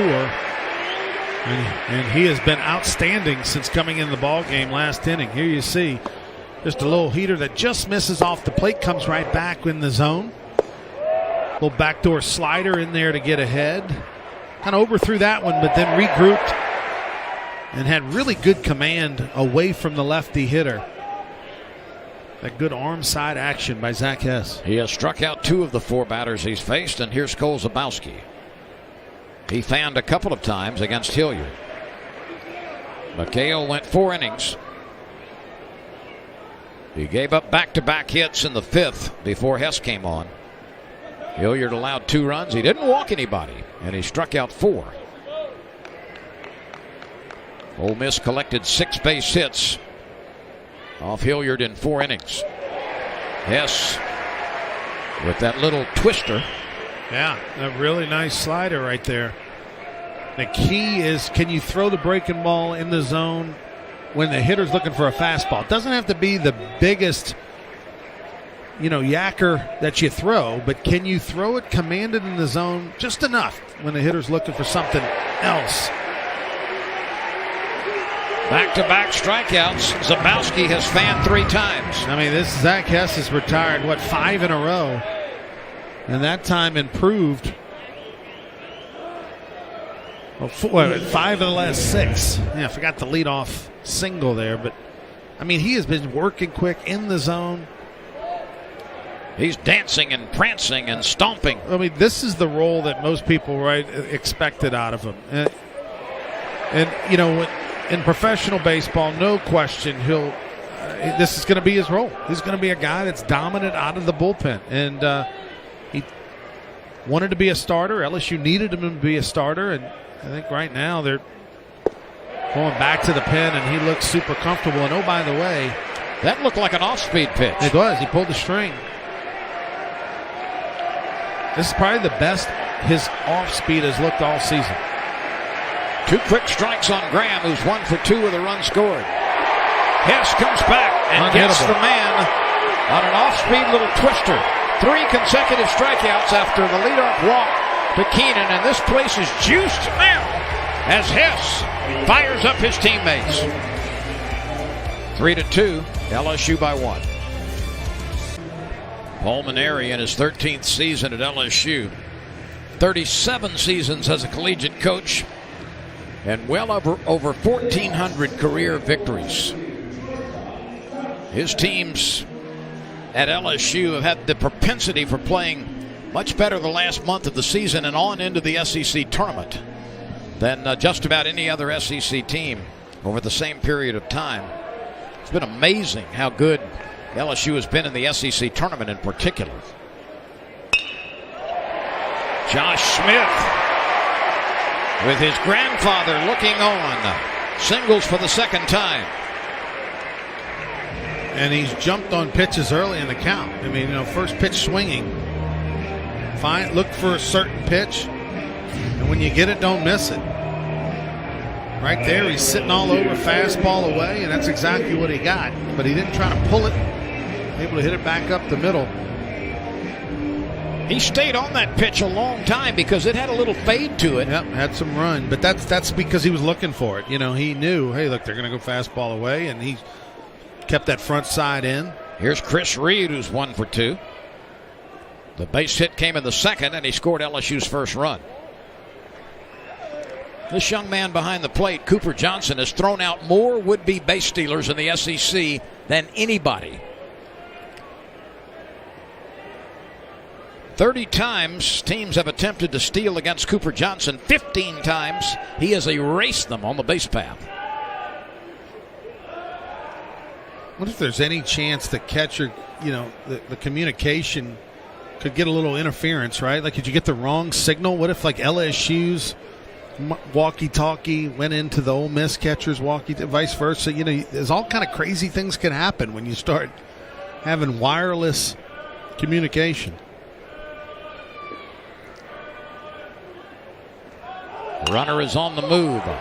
Reed is swinging. And this will carry out to left field where Dillard is waiting. Yeah, that was a called hit and run by LSU. Josh Smith took off. Chris Reed had to try to make the most of that inside pitch that really jammed him. Needed to try to get it on the ground, couldn't. Chris Reed is a nice candidate to have at the plate, though, for the hit and run because he makes the contact, doesn't try to do too much with the bat. That time that ball just got in on him way too quickly. Here's Gavin Dugas. He has burst back on the scene after a 2-month stint in the boneyard. Had a nice series against Alabama a week ago. He has doubled and singled tonight. He is 8 for 17 on the year. That last pitch was even a good take. Like, he really looks locked in. I mean, he watched it the whole way, leaned on it, saw it off the plate. Johnson does not have a play.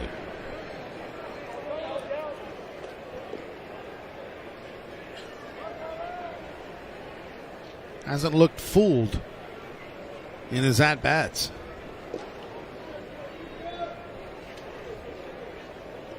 Dugas, 5'10", 199-pounder out of Houma Christian High School.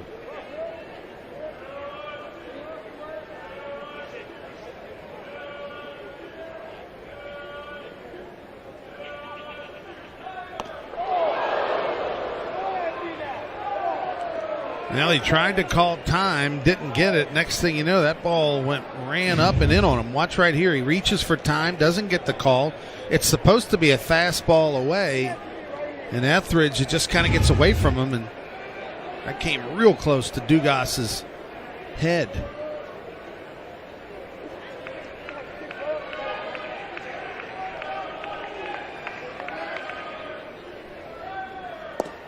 Now it's 3 balls and a strike. Well, I would think this is a good chance to start the runner in this case.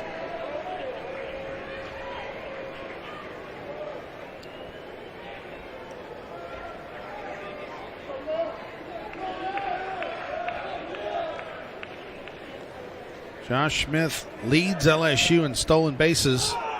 He's on the move, and Dugas yanks one foul. Josh Smith went over to second base. We didn't see it. You didn't see it on your screen, but gave a little hug and a pat to Kessinger, his counterpart at shortstop. Well, one great player recognizes another, right? They're both mighty good between second and third, and with the pipe in their hands. The pitch. Runner moving. That's blasted through Graham at first base. Smith pinwheeling on his way to third. They're waving him in, and they will get it. The throw went to second base. And that was an excellent job by Nolan Cain of coaching down at third. He saw that throw coming to the infield. He had originally put up the hands, then saw the direction of the throw, and restarted the runner. Now look at Dugas. I mean, just so comfortable, full count, knows he's got to protect, reaches out, barrels it the other way, hits it hard the other way, and Josh Smith, speed kills, got a good break. Nolan Cain did a good job over there at third. It wasn't even close on the overthrow at second. Nolan Cain readjusted Josh Smith while that play was in progress.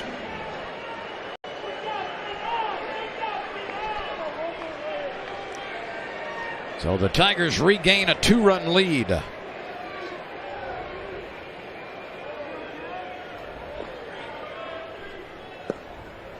Another cross up. They got crossed up again. You see Nolan Cain right there at third base letting Dugas know. Stay put. Dugas thought about taking third, but the catcher and pitcher,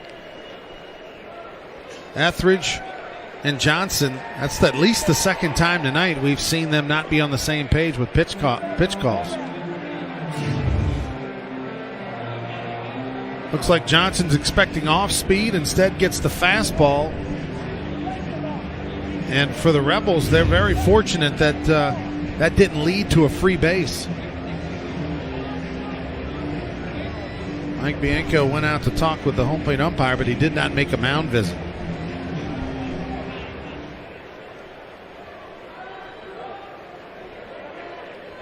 Tyler Myers, a junior right-hander, is warming up for the Rebels.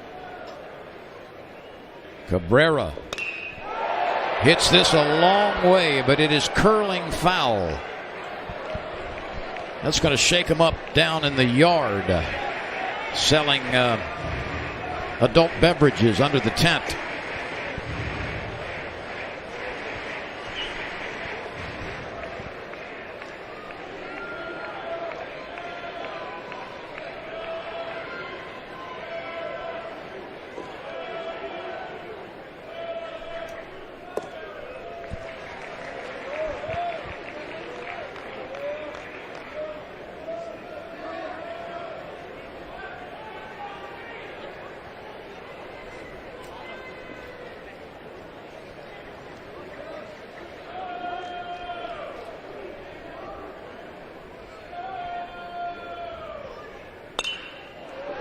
And a foul ball the other way.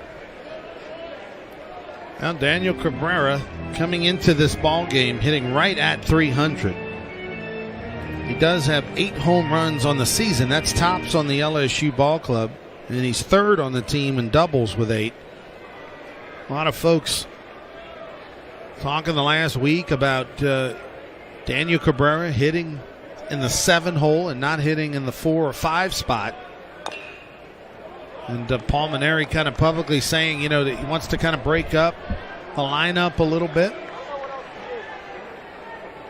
And I think also probably some teaching moments going on as far as approach is concerned with Daniel Cabrera. And we saw early on in this ball game, he did his job, got that runner at third, less than 2 outs, was able to hook a ball to first and get the run in. So he's already got an RBI tonight. Josh Smith has scored after a single.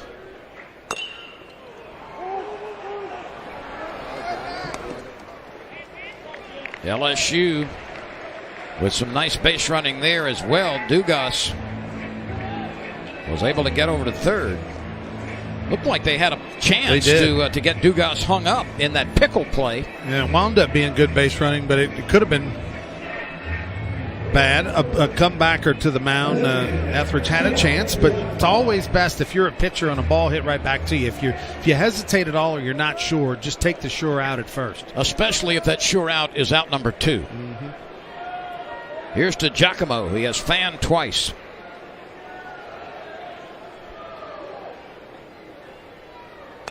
That ball that Dugas blistered through the first baseman has been ruled an error.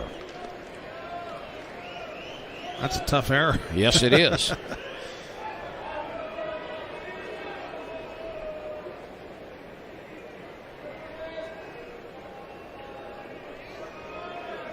Four runs, 7 hits for LSU, 2 runs, the same number of hits, and a couple of errors for Ole Miss.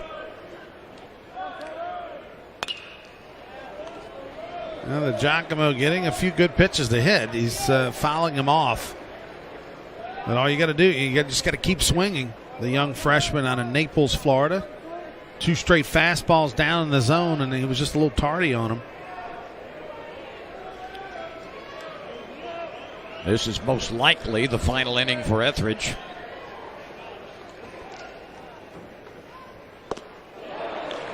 And Giacomo has not been competitive at the plate tonight. He has struck out 3 times. But the Tigers get a base hit by Josh Smith. And then this one is blistered through the first baseman. It's ruled an error, but Josh Smith scored all the way from first base. And the Tigers have a 4-2 lead. Zach Hess has recorded 6 outs, 4 by strikeouts. Let's take a look at them. Now, they've been pretty dominant. The fastball's been electric, but really the off-speed has been plus for Zach Hess. And this season, this is the best he has looked at throwing 2 or 3 different kinds of breaking balls. Well, here's some more evidence of that, and we have not seen this from Zach Hess this year. 17 pitches, 15 have been strikes. Wow. That is definitely the best 2 innings of the season. By anybody. Johnson hits it high. Johnson hits it deep. And the Rebels have come back on the one swing by Cooper Johnson to get within a run. That's his 6th home run of the year, a towering drive into the left field bleachers. A Rebel ram shot by Cooper Johnson. Well, a moon shot by Cooper Johnson. It was a 93-mile-an-hour heater, the very first pitch of the inning. He was sitting dead red fastball. Got it. It was right down. It was actually a little middle in. And you see, he clicked on it right away. Cabrera just gave it a look, and that one made it out of the ballpark. So just like that, Ole Miss comes back and squeezes LSU again. It's 4-3. The Rebels took a 1-0 lead in the second. LSU tied it in the bottom of the frame. The Tigers grabbed the lead with 2 in the third. The Rebels came back with 1 in the fifth. LSU got 1 in the sixth. And Ole Miss, on the first home run of the game, is now within 1 again. Cooper Johnson has hit 6 this year out of the ballpark. Well, if you're LSU, though, you're okay with that. I mean, Zach Hess throws a strike. Maybe didn't locate it quite as well as he wanted to, but went right at him with a strike. Josh Smith unleashes a nice throw for the first out. Anthony Servideo retired short to first. He's 1 for 2 tonight with a run scored. Here's Jacob Adams, who's also 1 for 2 with an RBI. The bottom third of the order for Ole Miss has contributed. Each of those players have had at least 1 base hit. And Johnson, of course, has just accounted for the 3rd run.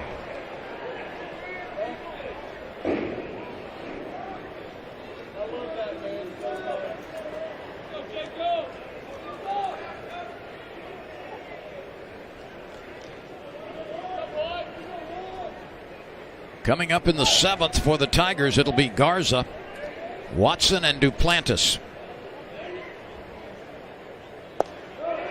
Hess rips the outside corner. Jacob Adams out of Conway, Arkansas, suburb of Little Rock. Little north, little west. Zach Watson lopes back near the warning track to make the play.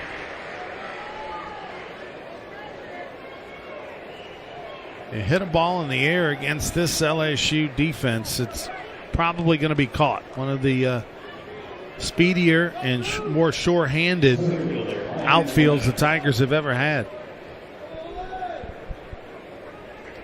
Talking about pretty good center fielders, here's one in Ryan Olenek.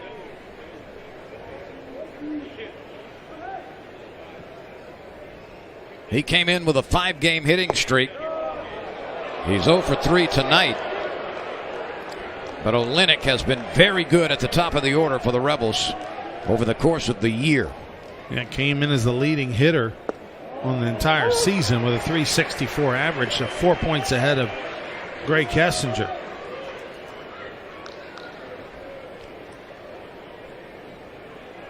Two outs after the home run by Cooper Johnson.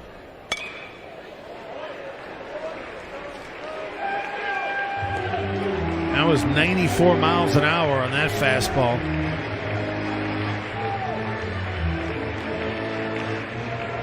Hess came on in the 5th after Servideo and Adams had singled. He induced the double play ball, then got a strikeout, gave up a base hit in the 6th, and then struck out 3 consecutive batters. Olenek on a half swing is called out, but the ball came loose, and the play finally is made at first base. Nice block by Saúl right there as he did the little pirouette move and made the throw to first. Hess has struck out 5, but this big swing by Cooper Johnson, his 6th home run of the year, brings the Rebels to within 1. LSU 4, Ole Miss 3 as we go to the bottom of the 7th inning. This game is tighter than the top string on a Texas fiddle. LSU 4, Ole Miss 3 as we play in the bottom of the 7th inning. Let's look around the ballpark. 330 feet to the foul poles. The power alleys are 365 feet away. Center field is 405 feet from the plate. And there's a 10-foot high fence surrounding this ballpark.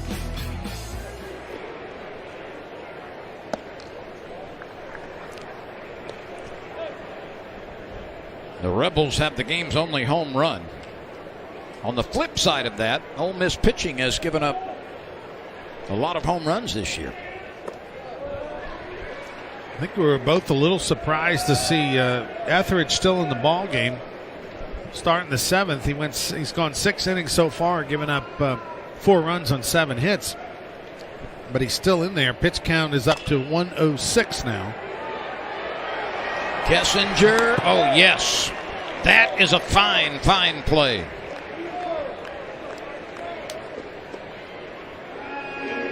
Watch the grace, the speed, the power, the fluid defensive work by Kessinger. Now, I was impressed with the arm right here. Watch little short hop, and it comes over the top, fires a little bazooka over the first base. Now, Garza doesn't run extremely well, but he once he let go of that ball, he got across the diamond pretty quickly.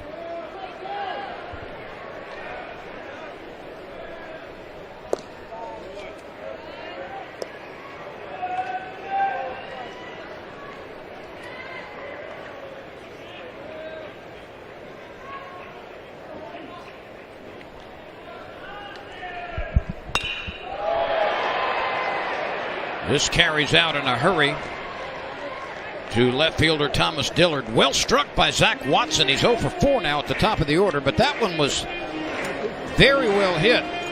Thomas Dillard didn't have to go very far to get it. Yeah, Watson got a breaking ball that hung up a little bit, and he hit it a ton, but right at the Rebel outfielder, Dillard. So 2 quick outs for Etheridge, who's giving Ole Miss what they want, an extended start. He's now, thrown 6 2/3 innings. And regardless of the outcome of this ball game, he's going to help his team. Etheridge has thrown as many as 117 pitches in a game this year. He's at 109 right now. Yeah, that 117 came last week against Texas A&M when he went 8 innings. Duplantis is 1 for 3. Dillard will get another opportunity. It's a 7-pitch inning. That's the second time tonight he's had a 7-pitch inning. 1, 2, 3 in a hurry. We go to the 8th. LSU with a 1-run lead. Well, here's a look at SEC players on the midseason watch list for the USA Baseball Golden Spikes Award. None of those on the screen right now are participating in tonight's game, but you take a look at some of the best in the SEC. Jake Mangum, of course, is the new all-time hits leader in the SEC, having supplanted Eddie Furness as the #1 hit producer in the history of the Southeastern Conference. He'd get my vote. That's who I'd vote for right now for Golden Spikes. And I know that's a little bit of a lifetime achievement award, and it's not supposed to be, but that I think he deserves it. I think he's one of the best players in the country, and what he's done for 4 years is amazing. Interestingly enough, there were 6 pitchers on that list of 10. And that's always the debate, right, on Golden Spikes, as far as which is more valuable. How do you compare a hitter versus a pitcher? A guy plays every day versus a guy who gets the ball once a week. I'm usually pretty biased to pitchers, but my vote would be for Jake Mangum. Gray Kessinger is 1 for 3. He had a hard-hit infield single in the first. Since then, he's popped up to his counterpart Smith and struck out. Hess fanned him in the 5th.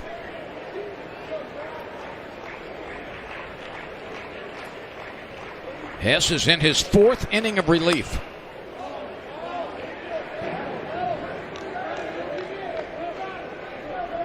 He has not walked anybody. He has struck out 5.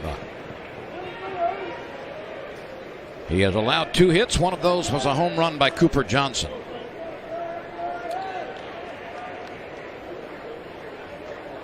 So far, Lynn, 0 walks in this ball game for either team. And that's pretty impressive, pretty rare these days.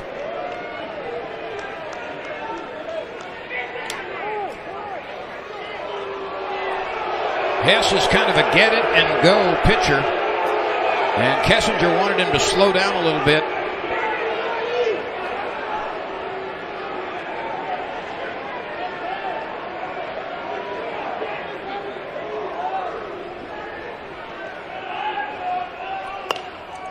This has a lot of English on it. Dugas throws it low, but Beloso is able to scoop it for the out. Now, that's one of those plays that I think Dugas will get better at the more experience he has. He stayed back too far on this baseball. One of the best to ever do it at LSU was a guy by the name of Tookie Johnson, who played second base and was captain of the 91 National Championship team. And Tookie was really great at always moving forward, always charging the baseball as if it was a competition to see who could get to who first. And that's the ball where if Dugas comes in, takes an extra couple steps, he's got all the time in the world to make a good throw, not have to rush it and throw it in the dirt. Here's Tyler Keenan. He's got 3 now of the 9 base hits for Ole Miss. He came up there looking for a strike, got one, and shot it right back from whence it came. A base hit in the 1st, a base hit in the 6th, a base hit in the 8th for the Ole Miss third baseman.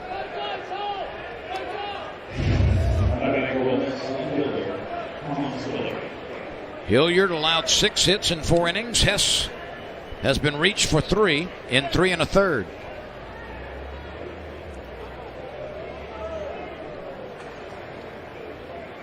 Yeah, we might have a runner at first base here.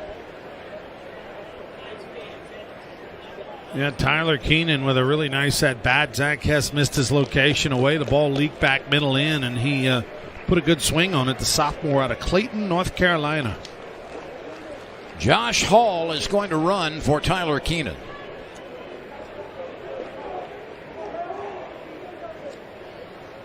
So Hall is running at first base for Keenan with one out. 11,119 tickets were sold for this game.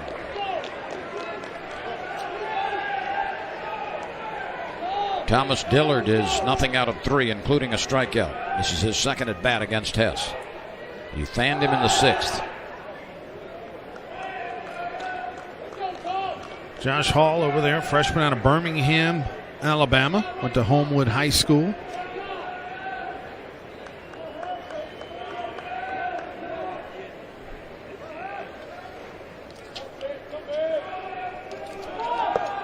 Runner on the move, and a bad throw by Garza hits Hess.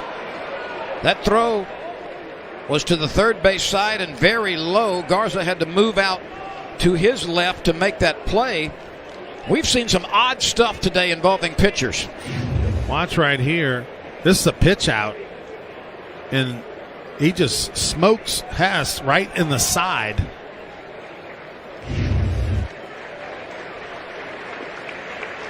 If I'm Garza, I'm running out to the mound and giving him a hug and telling him I'll buy him lunch tomorrow, because that was not too friendly. What did I tell you earlier? Tough skin, pickle juice, tobacco juice. He may try it, because that, I guarantee you that he hasn't ever had that happen to him before. So we've had a game of juggle the baseball back and forth with an Ole Miss pitcher and first baseman, and now we've had an LSU pitcher pegged by his own catcher. And the ball is loose, and now Ole Miss gets a runner at third.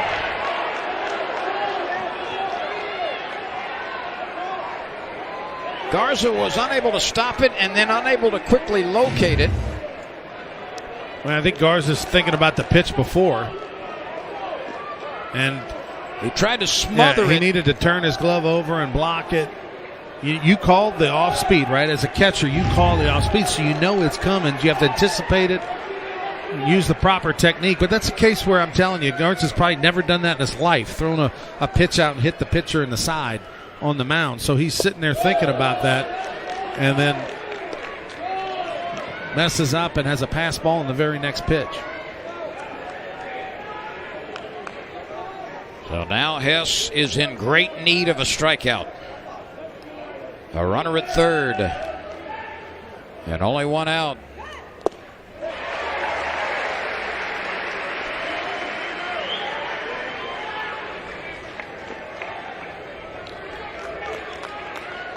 The infield is pursed toward the plate.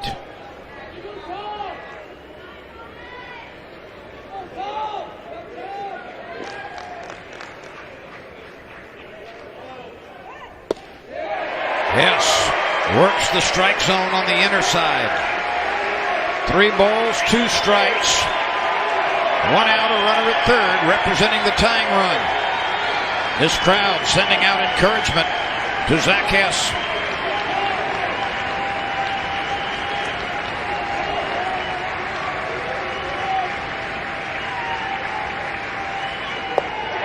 He struck him out with heat. 95 on the strikeout pitch. This is just old school. I'm going to throw it as hard as I humanly possibly can. That ball split the plate directly in half, thigh high, and Hess just said, here's my best. See if you can hit it, and won the battle.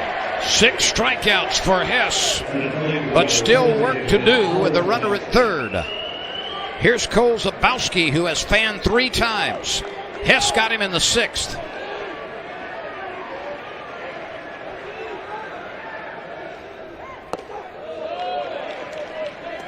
LSU's got 2 right-handers throwing in the bullpen. One of them is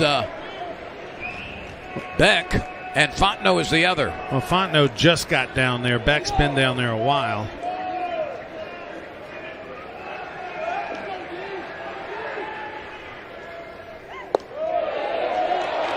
Two balls and no strikes. 2 back-to-back breaking balls that weren't near the zone.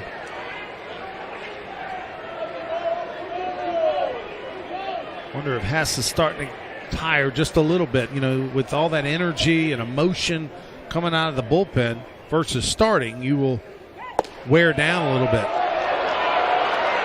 3 balls and no strikes. First base is open. 2 outs. Tying run at third. We're in the 8th. Hess is definitely the type of pitcher who feeds off a large crowd. That helps you throw hard, but sometimes you get too pumped up. It's hard to get that feel in that breaking ball.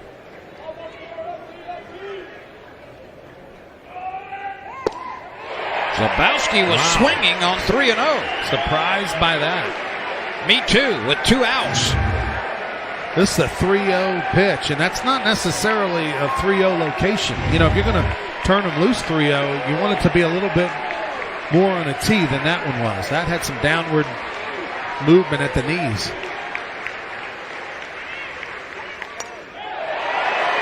Now Hess gets within 1 pitch of getting his team back to the dugout. That was a 95-mile-an-hour delivery. Listen to this crowd coming to full throat.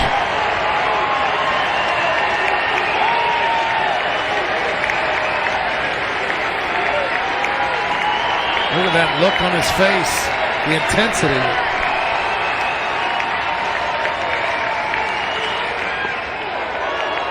The inning continues as Hess misses with the hardest pitch he's thrown tonight.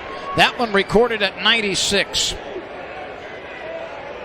And that is the first base on balls of the game. And Pulmonary is going to jog out to the mound to talk with Zach Hess.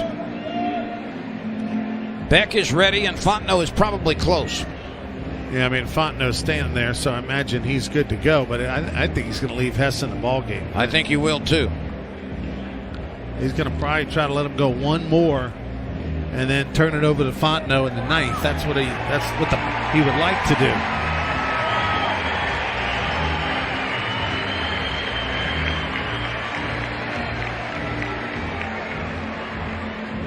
This inning has had some bizarre occurrences. Runners at first and third.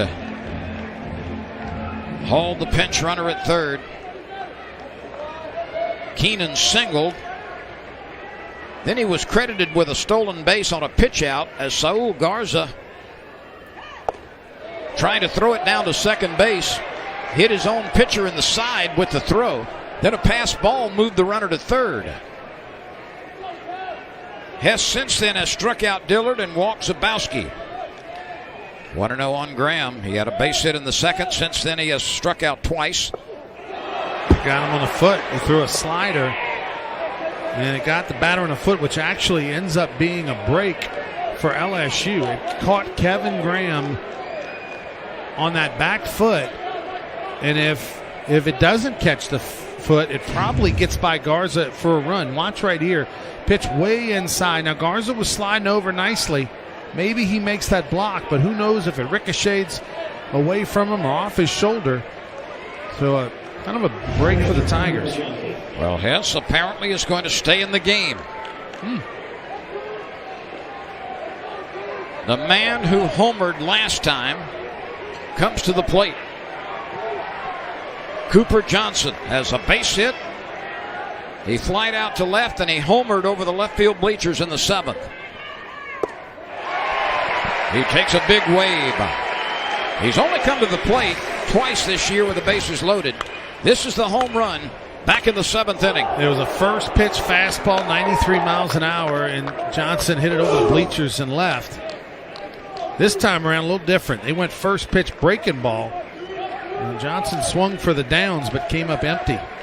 Johnson is 0 for 2 this year with the bases loaded. Another breaking pitch, and it stays tight.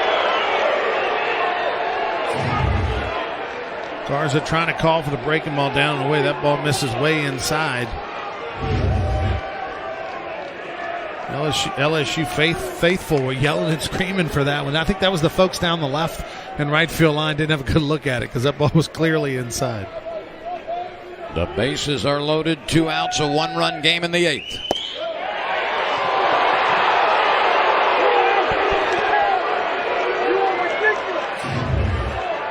Another breaking ball. This time it misses just a little off the plate. A little up and out. So hasn't thrown a fastball yet. He's thrown 3 straight breaking balls to Johnson, who homered his last time up off of the only fastball he saw. A big pitch coming here. 95 past Johnson.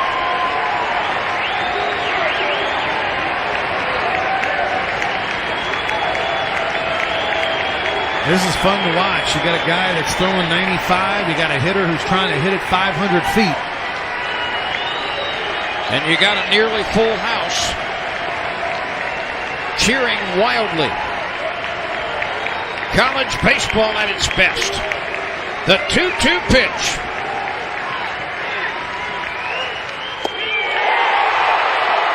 He struck him out swinging.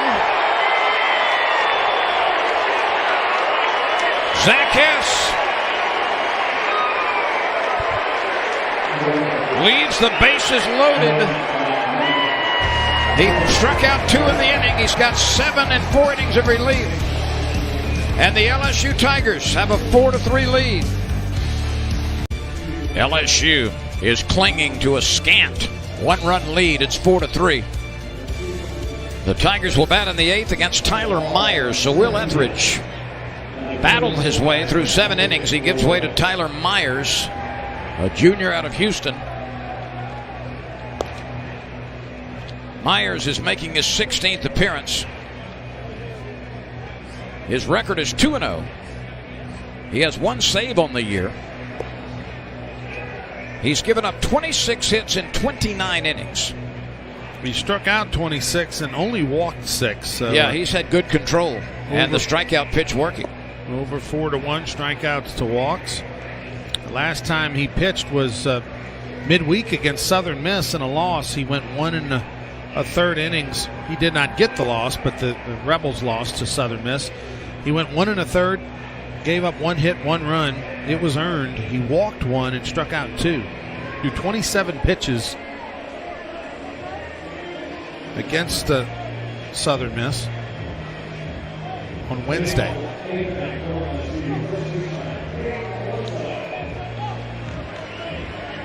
Myers transferred from Paris Junior College. Played a couple of years there.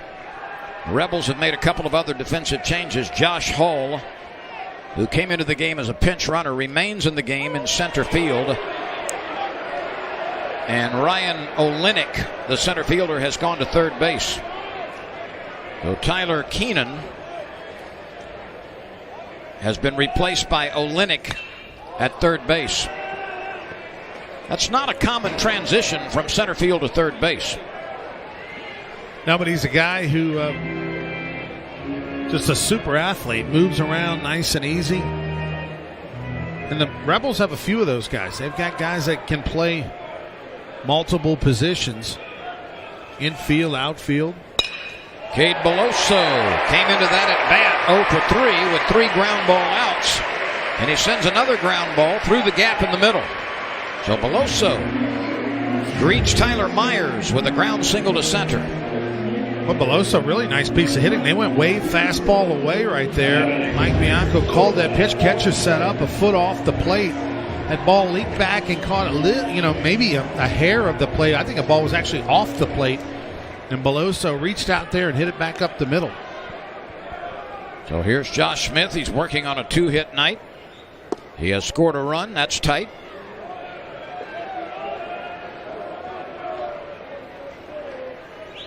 Smith drove in a pair of runs with a 2-out single in the 3rd.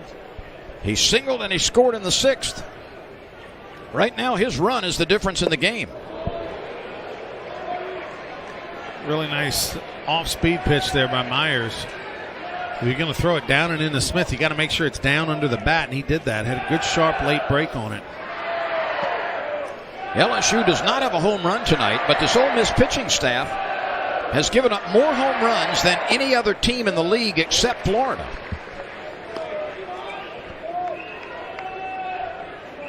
How often has that occurred? Florida and Ole Miss, the worst 2 teams in allowing home runs off their pitching staffs. That's despite, at least in Ole Miss's case, a very good staff ERA, a very good hits to innings pitch ratio and a lot of good numbers, but they have given up 41 homers this year.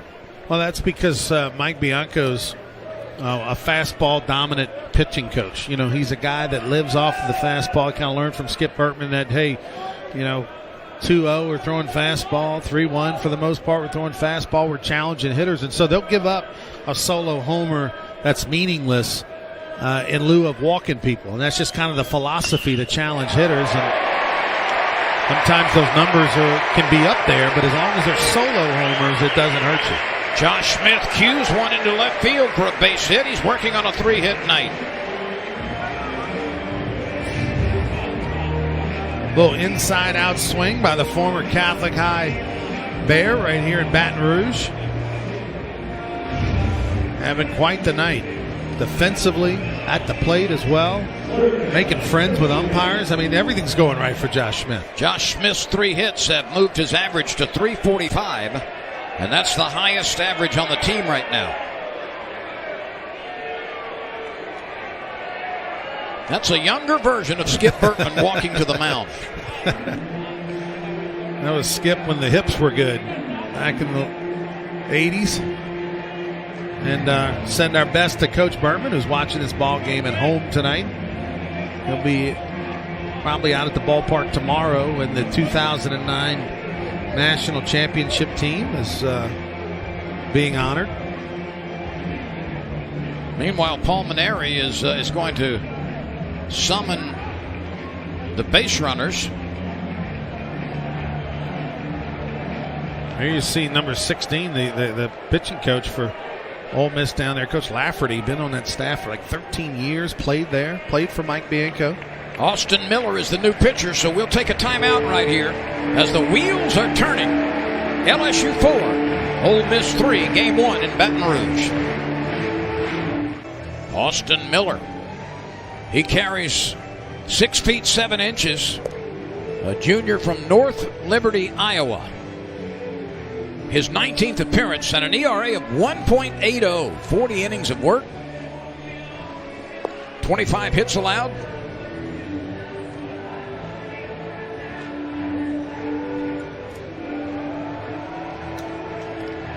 He's been good out of the bullpen. Miller, a big fellow, Lynn, 6'7", 225-pound junior out of Iowa.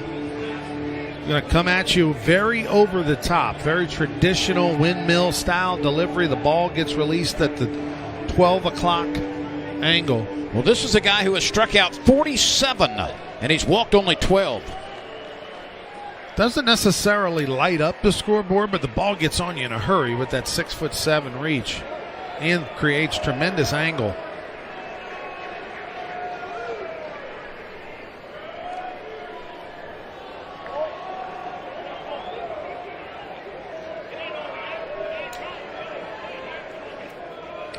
Chris Reed is 1 for 3. That base hit came in the second inning. He scored LSU's first run. Austin Miller. Reed takes one inside. LSU would love to create a little bit of padding between itself and Ole Miss in the ninth. And Reed looks as though he may get down a sacrifice bunt to get a runner to third with 1 out.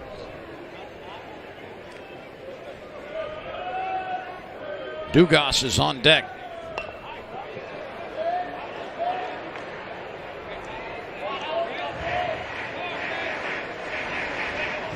Reed does not need to steer this ball in any particular place. If he can get it down pretty much anywhere in fair territory, Ole Miss is going to collect the out at first base. Yeah, sometimes hitters will try to get too cute with it, right? They'll try to really angle the bunt, try to get it right perfectly, hugging the line. Look, it's just if you're an LSU bunter in this situation, you just got to get it on the grass. It's all about just simply getting the bunt down on the grass. That will work. There's only one play, and that's at first base. So a 3-4 put out as Chris Reed moves the runners into scoring position. That's the third time he's laid down a sacrifice bunt this year.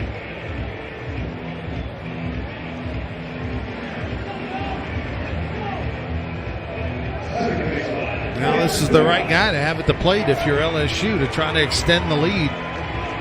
Dugas only has 2 hits, but we all think he should have 3. I mean, that ball hit the first base. We thought it was a base hit, was ruled an error on a hot shot smash that went by the first baseman. Dugas doubled in the second over the right fielder's head. He singled in the fourth.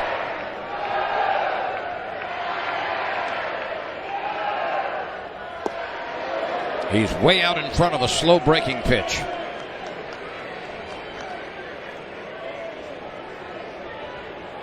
Game 1 of the 3-game series.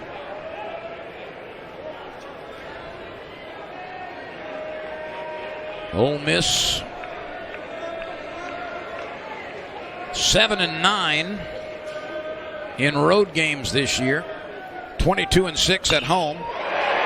This is hit deep to right. Caught on the warning track. Beloso tags and scores. And Gavin Dugas continues to be a very bright spot in his return to the lineup. That is a huge run for the Tigers. That was a big run. I mean, as you know, with Devin Fontenot warming up down the LSU bullpen and a 2-point lead at home, a 2-run lead at home, you got to feel pretty good if you're the Tigers. And just the approach by Dugas in the swing to be able to recognize, pitch up in the zone, don't try to do too much, hit backside on it, and drive it out to right field. I mean, that's just impressive for a guy who now has, maybe 19 at-bats in his entire college baseball career. Cabrera has to lean out of the way. Ole Miss 30 victories, 16 losses, 13-8 in the SEC, as is LSU. Both teams, along with Mississippi State, are 2 games behind Arkansas. That's foul.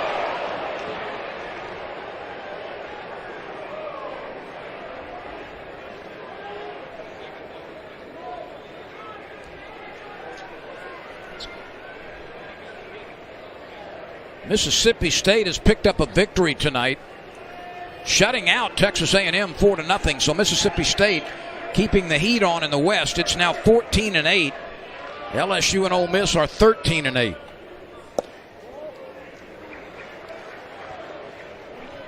Well, the West is just so stacked. And the conference, over in the East, it's just shocking at this point in the season to see Missouri ahead of South Carolina and Florida in the standings. You don't usually see that.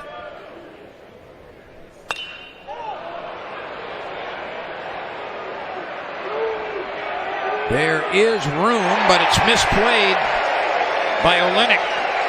Now remember, he just moved to third base from center field, and he overran that one. Yeah, that is surprising to see Olenek miss this ball. Maybe a ground ball, but not a fly ball, right? For a guy who plays center field and also in the infield, that's the easier play for him. And we'll see what happens next. Can Daniel Cabrera make Ole Miss pay for the extra strike? Cabrera is 0 for 3 with an RBI. He does. Way back. You can pucker up and kiss that baby goodbye. Daniel Cabrera rips one into the right field bleachers for the 9th time this year. And the Tigers have extended the lead with a 3 spot in the 8th on a big swing by Daniel Cabrera. 397 feet for Daniel Cabrera.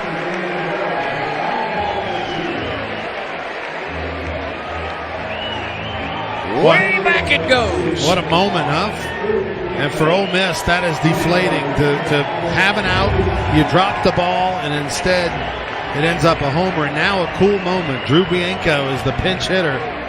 Mike Bianco's son. First time they've ever faced each other in college. So Giovanni DiGiacomo, who struck out 3 times, Drew Bianco hits one way back. You can pucker up and kiss that baby goodbye. On his father's 52nd birthday, Drew Bianco rips one down the left field line, his third home run.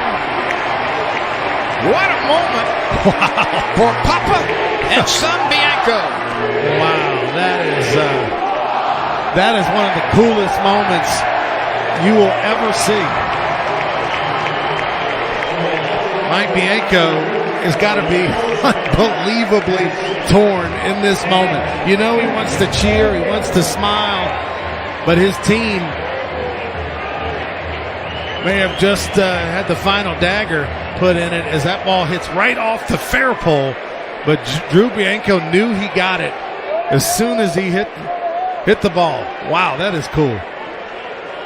Well, Mike's first worry is about this game, but he'll be the first to congratulate his son after the game. That'll be something they talk about forever. And that, I mean, right after Daniel Cabrera hits a homer, back-to-back jacks, but the Drew Bianco home run after the season he's had this year, the struggles he's had, but he's been swinging it a lot better of late. And to hit a home run against Ole Miss, my goodness.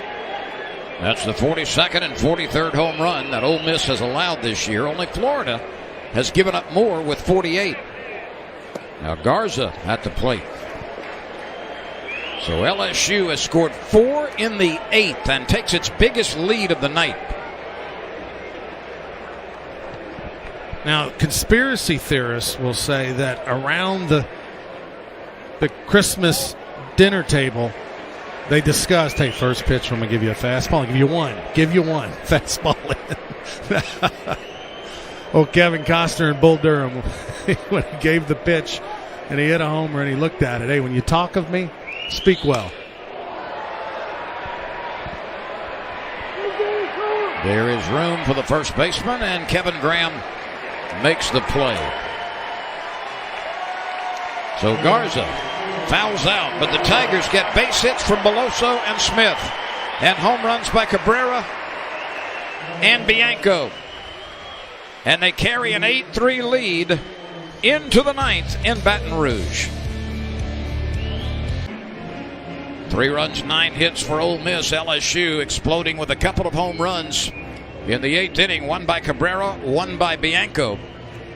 And now leading by 5 with Devin Fontenot on the mound, the sophomore from the Woodlands, Texas.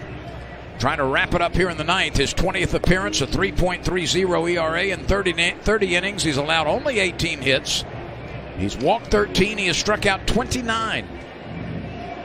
It's amazing how the season has turns and dips and valleys. And, you know, at the start of the season, Zach Hess was the Friday night starter. Todd Peterson was the closer.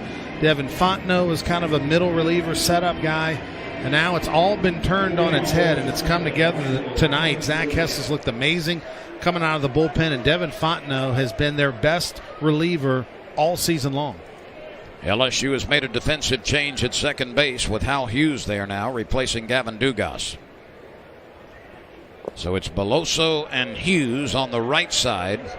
Smith and Reed remain on the left side of the infield. Arkansas beat Kentucky tonight 5-2.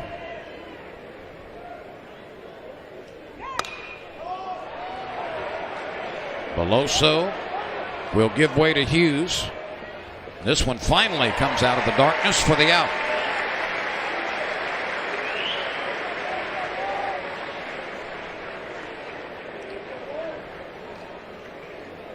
So Arkansas has maintained its hold on first place with a 5-2 victory over Kentucky.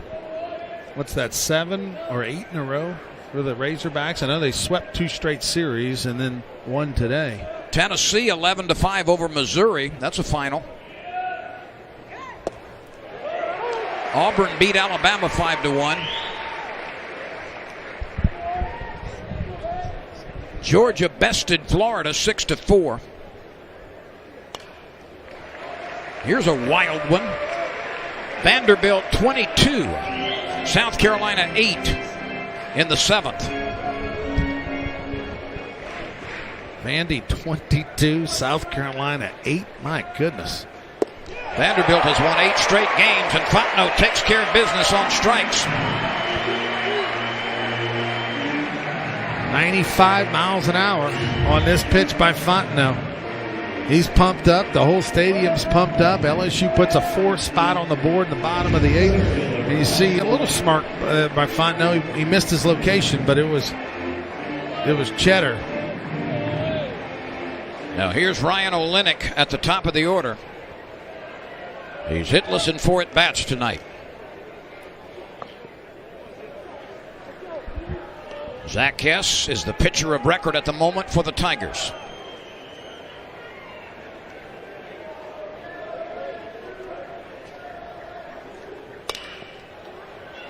This is twisting off foul and out of play.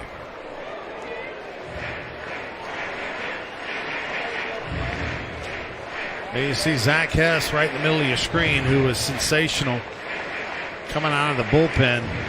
And I thought Paul Maneri, when he made the move in the top of the 5th inning with a couple runners on and no outs, was the exact perfect time to go get Hilliard. Even though Hilliard pitched well and had at the time had only given up 1 run, obviously one of those runners would score, and he gave up 2. But it was the perfect decision by Coach Paul Maneri when to put Hess in the game, and it paid dividends.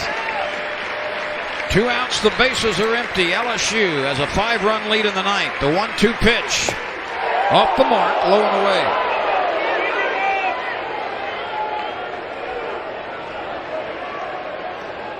That was definitely a ball. It was called to be off the plate, but boy, it's hard for give Jeff Wright, the home plate umpire, a lot of credit for not ringing up strike 3 in that moment.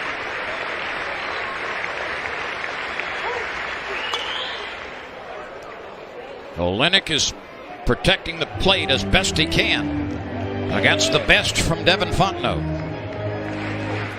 Kessinger is in the on-deck circle with a 1-for-4 night.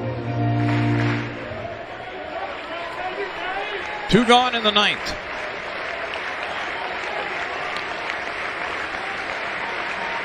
Game time tomorrow, 6:30. Game time Sunday, 2:30. Devin Fontenot embracing that closer role. Got the Wild Thing haircut, the mohawk underneath the hat. Trying to go after another save. 3-2 pitch coming. And this game is extended. Well, not technically a save, but trying to go after another closeout. In the last few times that Devin Fontenot has pitched, it's been a little waffly. I mean, in the last couple of weeks, he's had his ups and downs, but over the whole body of work from this February to now, he's been the most consistent reliever that LSU has had. So Kessinger will get his 5th at bat. He had a base hit in the 1st. Since then, he has popped up to the shortstop, struck out, and grounded out to 2nd. Olenek will take as much lead as he likes, as LSU will play deep behind him at first base. Ball 1 outside. 3 runs, 9 hits for the Rebels. 8 runs, 11 hits for the Tigers with a late explosion.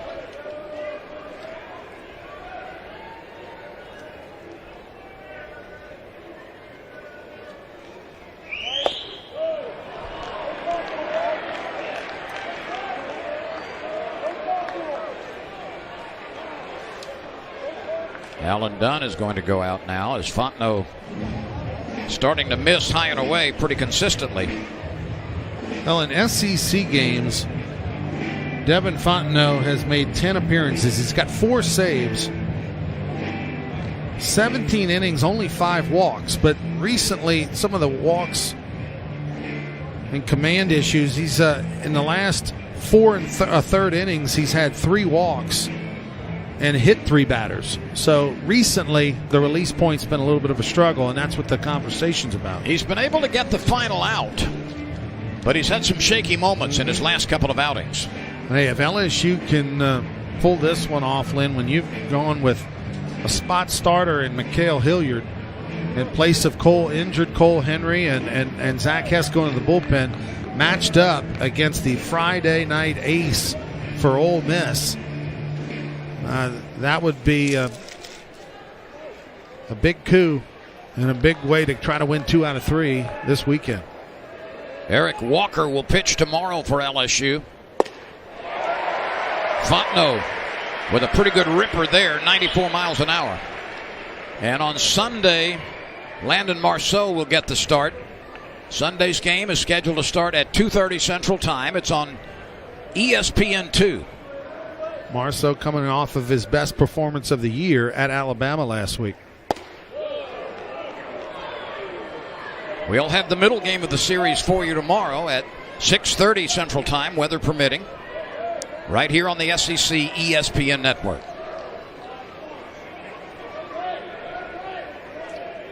Three balls and a strike to Kessinger.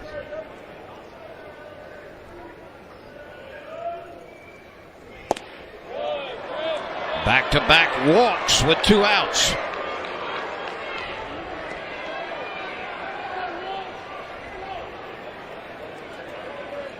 Now we got a pinch hitter for the Rebels. Well, Hall had gone into pinch run and would have been scheduled a bat here, but Chase Cockrell.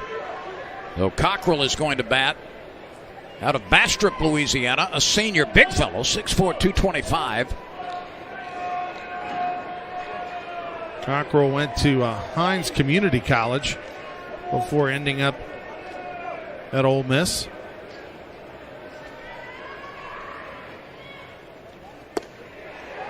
A breaking pitch for a strike to Cockrell.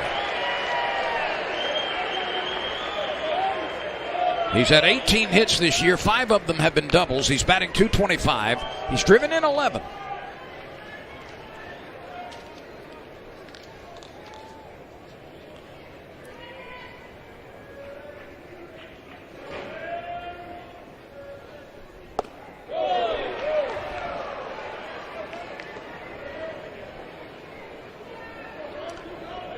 Servideo popped up to Hughes at second. Adams struck out, but then Olenek and Kessinger have both waited out Fontenot for walks. Cockrell trying to extend it in the 9th. That's upstairs. Well, if Cockrell gets aboard, the tying run would be in the on-deck circle. Now Cockrell out of Oak Grove High School up in North Louisiana. Big thrill for him playing at the box, a Louisiana guy. And this has been an issue for Fontenot the last few times out. Most of his misses have been elevated and outside. It's 3-1. Nobody is warming up in the bullpen. Well, now. Except right now, Matthew Beck is going to get up. Well, Paul Maneri is not going to go any farther without getting somebody ready. Well, Beck is not going to take him much. He's already been loose from earlier. I would imagine one more guy reaches base, you might see Beck.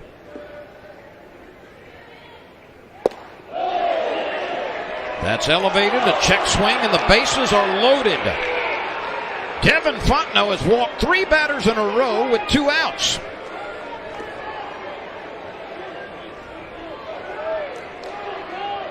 Well, last Sunday at Alabama, in 1 inning of work, Beck walked in a batter and hit 2 in LSU's 5-4 victory. Here's Thomas Dillard. He's 0 for 4 with a couple of strikeouts. He's 3 for 5 this year with the bases loaded. Earlier last week against Lamar in 1 inning of work, he walked 2 and hit 1. So it's been a theme 2 of the last 3 times out for Fontenot. Ball 1 high. I mean, right now the release point is done. I mean,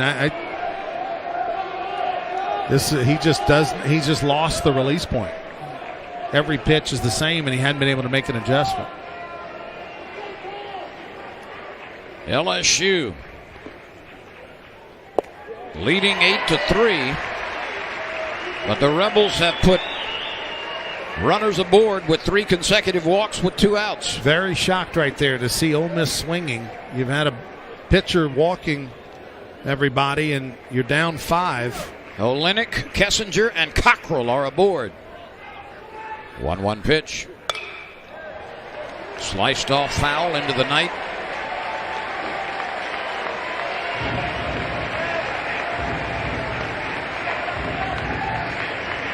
We got a pinch runner. Yep.